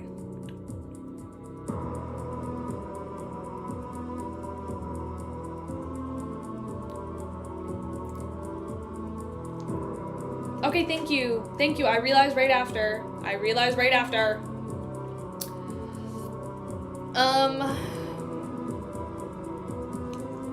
They still haven't even fought yet, and Klein's already gone through so much. The same pain, the same time to reset, the same actions were repeated again. Firstly, he finished off this batch of cursed marionettes. He couldn't handle it all at once because the damage caused by the death of 100 worm spirits was enough to make him lose control. And being cursed meant that he couldn't directly solve the problem by retrieving the characteristics. Of course, this was the standard of the Scholar of Yore, who had just advanced recently. It wasn't the performance of the Scholar of Yore, who had almost done digesting the potion. Oh my god. In fact, the loss of 100 worm spirits would only worsen the pain without him showing any signs of losing control or affecting the battle. He was only acting just now, allowing his performance to match his role. At this level, losing half the number of worms of spirits that had the same time would lead to losing control. Once he completely digested the Scholar of Yore potion, he would be able to recover from having nearly 500 worms of spirit die at once. Even if he lost all the corresponding Beyonder characteristics, he wouldn't lose his status and level. He could slowly recover his strength by absorbing the Beyonder characteristics of the Seer pathway. After completing this and recovering, Klein walked out of the half-collapsed tower-like building. He went to the darkness outside and brought back a few white rabbits and goats. He then realized that the darkness of the forsaken land of the gods wasn't as dangerous as Lil Sun had described. Most of the monsters were weak. No, to be precise, the danger lurking in the depths of the darkness, apart from making people evaporate into thin air, nothing else can compare to the fellow beside him named Amon. Klein glanced at the thin man who was standing near the lanterns, smiling at This bitch is always smiling as he watched him busy himself. He summoned something like boiled water from the historical void and he squatted down, previously removing the fur and flesh from the white rabbits and goat. After a series of tasks, Klein set up a bonfire, he set up a barbecue rack, and came from history. He placed the white rabbit on it and burst it with a full set of condiments he made himself, like basil, fennel, and salt, as he constantly turned the meat over.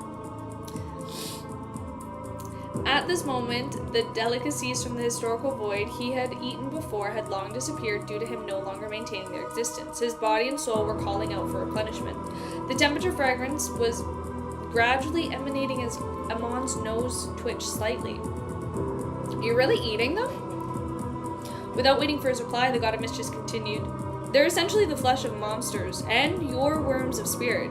Are you sure you want to eat them? There's no way to undo the curse at the level of an angel. If there's no way to resist or correct it at the same level, there's no way of dispelling it. Since things look like rabbits, smell like rabbits, and taste like rabbits, it's a rabbit." As Klein seriously roasted the rabbit, he gave a self-deprecating laugh. "Besides, how can I not maintain the best state if I want to escape from your grasps? For this sliver of hope, I can only challenge my psychological limits. This is what it means to endure humiliation and suffering." Klein added inwardly, "Oh my god, my poor baby!" At the same time, he sighed at the ancient Bane transformation curse. This was many times stronger than the sequence 3 discipline of Cybele curse. There's almost no limit to the amount of time that can be maintained. Clearly, an ordinary animal can use all of my beyonder powers through the worms of spirit, but a deformed marionette due to the curse isn't possible. This is a curse at the angel level. Apart from putting up resistance for someone at the same level, one can use the correct method to remove it. No curse is irreversible. There are always loopholes. Will kissing the rabbit turn into Will kissing the rabbit turn into Garamond Sparrow? I sure hope it does! Klein made a self-deprecating comment as he analyzed the composed himself. After hearing his reply, the monocled Amon nodded with a smile. "Very good. This is indeed a good revelation to have." Yes. Yes! See? Amon knows what's up. He's like, I also would love if Garamond Sparrow was here.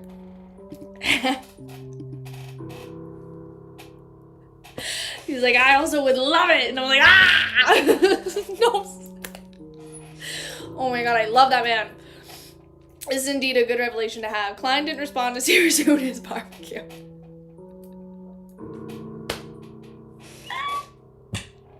Oh my god, I can't breathe. Oh my god.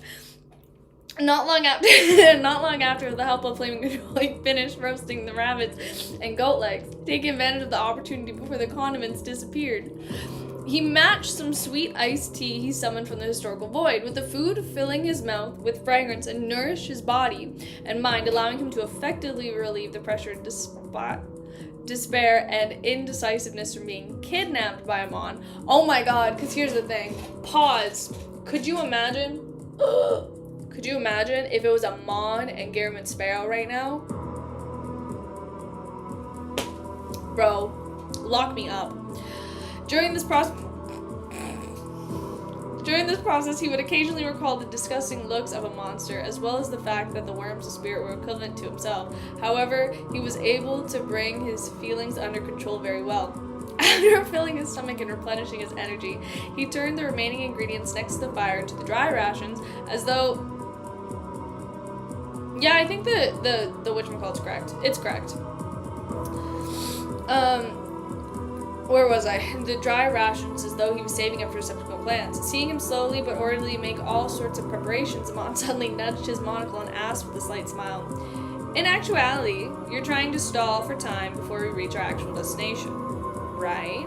Klein's hands paused for a minute before he continued with his actions. He smiled and said, "Yes, I'm waiting for help." "Guess who?" Amon didn't answer directly as he said with a smile, "I'm looking forward to it."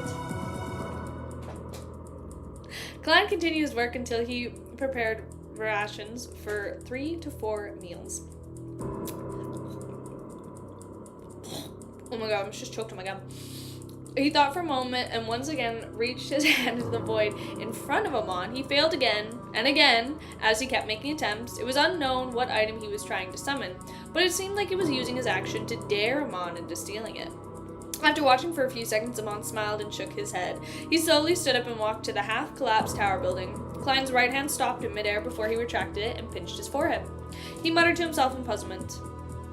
What was I trying to do just now? Amon! While trying to recall, Klein stood up. As well, he brought along his packed rations, packed up the animal hide lantern, and walked to the back of Amon's side. The man and Angel curled around the hill and entered the valley. The water was sloshing in the river, but when a dim yellow light shone in when the lightning in the sky lit the area, Klein realized that there was no water in the riverbed. The sound he had heard earlier had also disappeared, a river that had been transferred into a concealed state. After some deliberation, he raised a question to Amon. That's right. It will only appear in the darkness void of light. Amon replied with a slight nod, unfazed with the question. Can I drink it? Klein pressed. Amon smiled and said, sure. This was once the water source of the city that had perished for 1,600 years in the darkness. As long as you can bring the water away from the riverbed, they can appear in places with light. Your next move is to suggest that I bring a lantern to wait by your side while you hydrate yourself in the darkness. And then take this opportunity to transform into concealed state. Klein smiled awkwardly.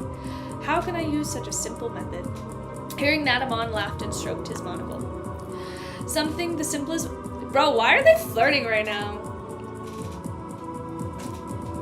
Like, not actually, but like kind of. But like not actually, but like kind of.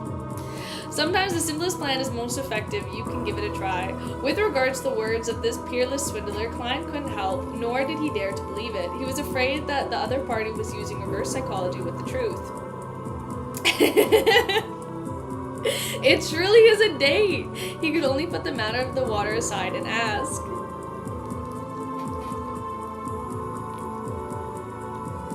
No, because here's the thing. If this continues for 3 more books, I might have to start pushing an agenda. Amon looked ahead and said without changing his expression. Call me, you're gonna be so happy though, because here's the thing. Will I always push the Leo Klein agenda? Yes. However, if this is going on, it won't be happening as much. We have bigger fish to fry.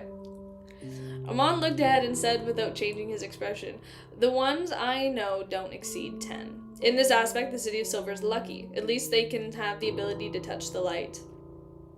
This means that the City of Silver is very close to the Giant King's court. The door leading out of the forsaken land of the gods, there's no need to risk death to reach it. As for the other cities, no matter how steadfast they are in the darkness, no matter how many exploration teams they send out, it will all be futile. There's no way to find the exit. Indeed, from this angle, the City of Silver is unfortunate, but also lucky. This is purely dependent on the reference point. Klein held the lantern as he proceeded along the bank and began to come up with a second attempt at escape. Amon walked beside him, occasionally provoking him with the ideas that seemed reliable and unknown actual results. Appeared to be sufficient. Appeared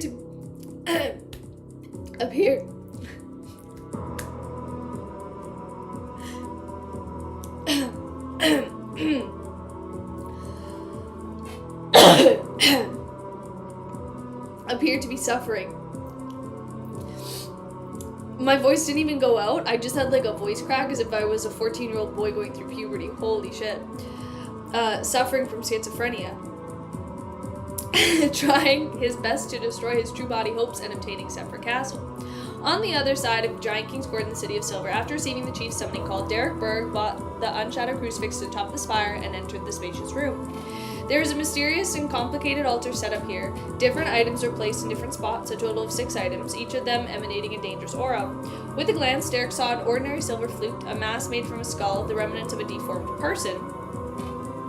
Okay, pop off, City of Silver. You have the unshadowed crucifix. You can stay here for 15 minutes, but you can't exceed that time, otherwise you will suffer a sudden death. Oh, okay. Colin Iliad wore a linen shirt and a brown coat as he exhorted Derek. Derek's spiritual perception was triggered as he asked, Your Excellency, is this because of the Twilight Mask? His right hand pointed to the mask made from skulls. Yes. Colin nodded slightly and said, I've already prepared the remains of 6 powerful creatures. These were all hunted by myself or with me as the main force. I love that man. Derek was immediately enlightened. You still lack the blessings of a deity. Colin instantly fell silent. After nearly 10 seconds, he opened his mouth and slowly said, yes. After some hesitation and struggle, he finally closed. Oh shit. Pause. I gotta reread this really quick. Colin instantly fell silent. After nearly 10 seconds, he opened his mouth and slowly said yes. After some hesitation and struggles, he finally chose the fool. At least those mushrooms had given the city of Silver hope. Derek suppressed his joy and thought back to the interactions at the Tarot Club. He raised the question in puzzlement. Why did you let those gold level sealed artifacts give you their blessing?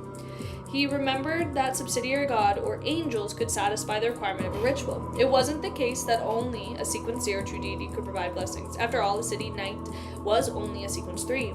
Colin fell silent again and hesitated for a few seconds before saying, they won't give blessings. Chapter 1159, last chapter! And what I'm going to do for tomorrow, I'm going to, after this, look at my schedule for tomorrow and see, because honestly, I kind of liked doing it. It depends on when Wiz is streaming, obviously, if he is streaming tomorrow, or Easy, if he is also streaming tomorrow, because I won't cut into their time. So once I find out that, I will possibly stream at, like, thinking of the time, maybe, like, 4 in the afternoon or evening PST. They won't give blessings. Derek was a little confused by the answer, not fully comprehending it. Back in afternoon time camp, when he handed the city the Silver Knight potion formula to keep Chief Colin Iliad, the other party had praised him for making a huge contribution. He believed that the upper limit of the City of Silver was no longer that of a sequence 4, and his tone didn't reveal any seek blessings from eternal sources. Hence, Derek had always believed that this chief would be able to use the 2 gold level sealed artifacts to complete the Silver Knight's advancement ritual. Now it was inevitable that he was surprised. Back then, the chief didn't know that the 2 god level sealed artifacts couldn't provide blessings, and he only realized this problem when he returned to the City of Silver. Derek subconsciously made the guess and didn't ask further. He nodded heavily and said, all right, I will try my best to help you seek blessings from a deity. Demon Hunter Colin exhaled silently and pointed to the door. There's no one in the room opposite. Derek opened around and passed through the corridor, entering a half-open room. Then he took a seat and recited softly, the fool that doesn't... No. Don't do that, Derek. Derek, don't do that. The fool that doesn't belong to this era. The mysterious ruler above the grey fog. The king of yellow and black who wields good luck. Inside Zephyr Castle, the hidden within the grey fog, the crimson star representing the sun rapidly expanded and contracted. It kept repeating the process, producing rings of please, and not far behind it, the crimson star representing the magician remained the same state because the fool's lack of response. The circular rings rippled and tremors of the 2 created into... Fuck.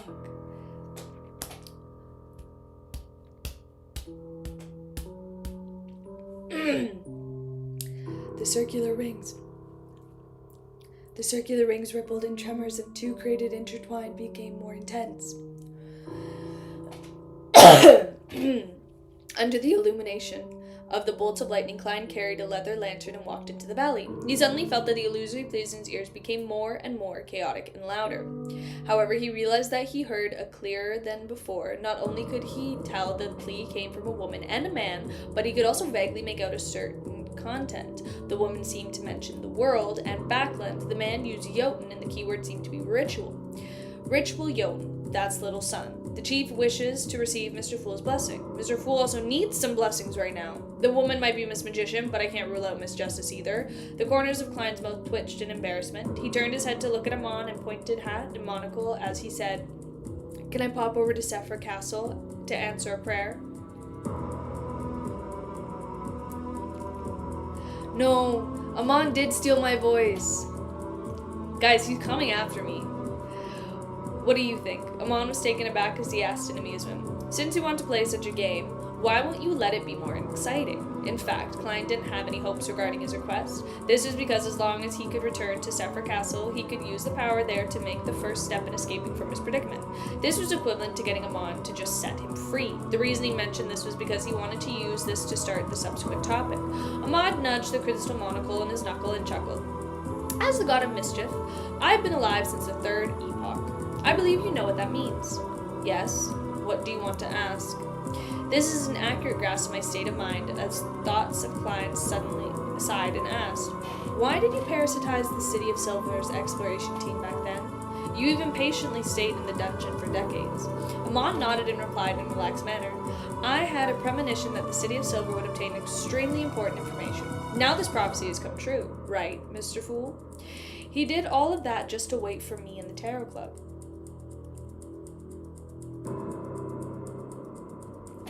Love him.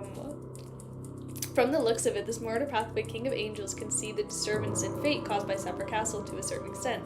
Klein had never expected the answer, leaving him momentarily at a loss for how to continue the topic. After about 10 seconds, he sighed and said, You're really patient. He was a king of angels who liked to play pranks, yet he actually stayed inside a dark dungeon without any source of entertainment for decades. This has nothing to do with my patience. It didn't take too much of my time, Amon casually replied. I'm still used to using a human standard when talking about a deity. To Amon, who was born as a complete mythical creature, a few decades is nothing. He might even be more than 3,000 years old.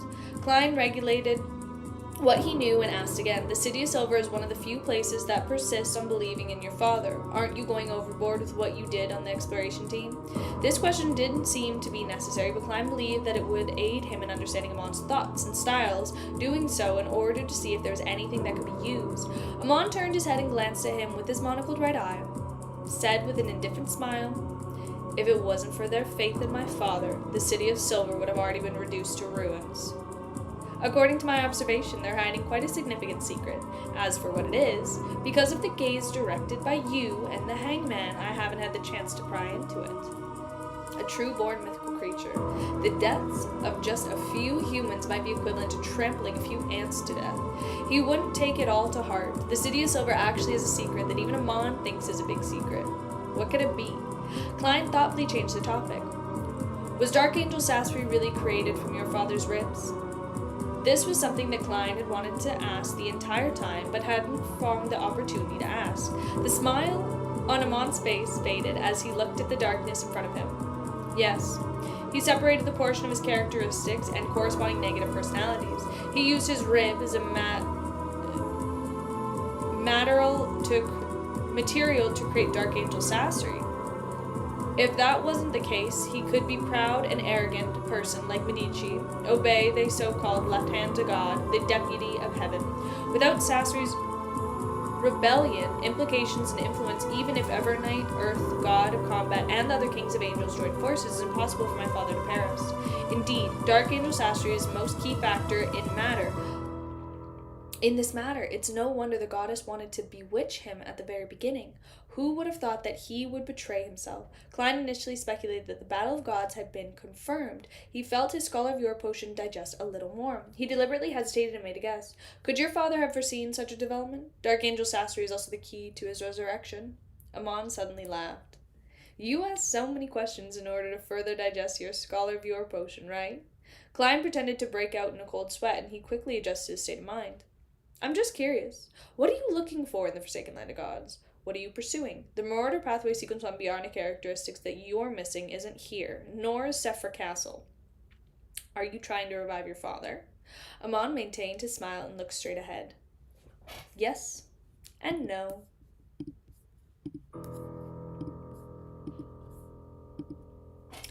My zealous brother is already very close to reviving my father. He probably doesn't need my help anymore. Adam really wants to revive the ancient sun god. I thought that he was purely doing it for the sake of becoming a Sequence 0. Without hiding anything, Klein called out the name of the Twilight Hermit Order leader. He was even looking forward to Adam beating his younger brother up. Of course, beating someone up wasn't in line with the style of the King of Angels of the Spectator Pathway. There's no need to mention his name. He won't interfere with my matters, nor will I interfere with his. I don't... Oh my god. I don't address him as Adam because I think that a nickname like Zealous is very suitable for him. I have to say that Medici is very talented in giving nicknames. Also, given if I say his name, he wouldn't be able to hear it, if I don't wish for him to hear it. At this moment, the monocled Amon smiled and exposed Klein's idea. Following that, Klein didn't mention the Dark Angel any further because it was obvious that Amon wouldn't answer. Before long, the man and the angel walked out of the valley and saw a still, silent city. More than half of the buildings in the city had collapsed. The remaining ones had a sharp roof, as though they were towers that led to heaven. On the surface, dark red vines and plants grew, forming fruit whose edibility was unknown. After entering the city, he discovered that there was a stone coffin placed in front of each house. Inside were skeletons, or recently rotted corpses. A common point between them was being greatly deformed. Some had 4 legs, some had a slit in the middle of their eyebrows, some lacked skin, directly revealing their flesh. Some had arms wrapped around their necks like tails. This was originally the city that believed in the phoenix. Oh my god. This was originally the city that believed in the phoenix. Later it converted to the target of faith of my father. But it retained some customs related to death. The monocle Amon casually sized up his surroundings and said, after the cataclysm, they were left behind in the forsaken land of the gods. However, there were no edible, relatively normal plants around them, so they could only eat the corrupted monsters. Over generations, their bodies began to produce defects and psychological problems. Eventually, they were completely wiped out. The cataclysm brought about by the goddess's assassination of the city of Silver's creator really was the calamity for the civilization. Before that, there were elves, giant, phoenix civilizations, and so on. After that, all that was left were traces of them. When Klein thought of the city that had been swallowed into the grounds, he sighed. In the book History and Mysticism, it was very adept to call the history the cataclysm. He paused for a moment before asking, why are we entering this city instead of going around it? Amon smiled and said, in the second epoch, apart from welding the death pathway, the Phoenix ancestors also occupied part of the apprentice pathway. Some of the decorations here can become a loophole. That I can make use of and shorten our journey for the final destination. Klein's expression immediately darkened. Oh my god. Okay, I'm gonna leave it there. And we're gonna pick up tomorrow where we left off, because I feel like this is a really fun spot to leave off. Oh my god, my eye. Okay. Anyway, thank you guys so much for coming for volume 6. I feel like this is probably, no, I'm gonna do 160 tomorrow, so I have more chapters to do tomorrow, because then I won't have as many to do tomorrow. And also, I think it's just funny that I'm actually just gonna leave off on that cliffhanger. Haha, fuck you. Not actually. Well, you know what, Sunny. Anyway, thank you guys so much for joining. This will probably be what the rest of the volumes will be like. Other than that, that's all I got. I hope you guys have a wonderful rest of your day, or a wonderful rest of your night, and I will see you next time. Bye-bye. Stream tomorrow. Oh, before everyone goes, stream tomorrow. It will be at, trying to think of what time, 4 p.m. PST. It'll be at 4 p.m. PST, so whatever that is for you. I don't know what else to say, but 4 p.m. PST. That's what I got. Because I kind of actually like it in the sun. I've been in the dark this entire time, and now I'm finally in the sun. It's almost like I've been in the city of Silver the whole time, and now I'm finally free. Anyway, bye-bye, have a great rest of your night, or day.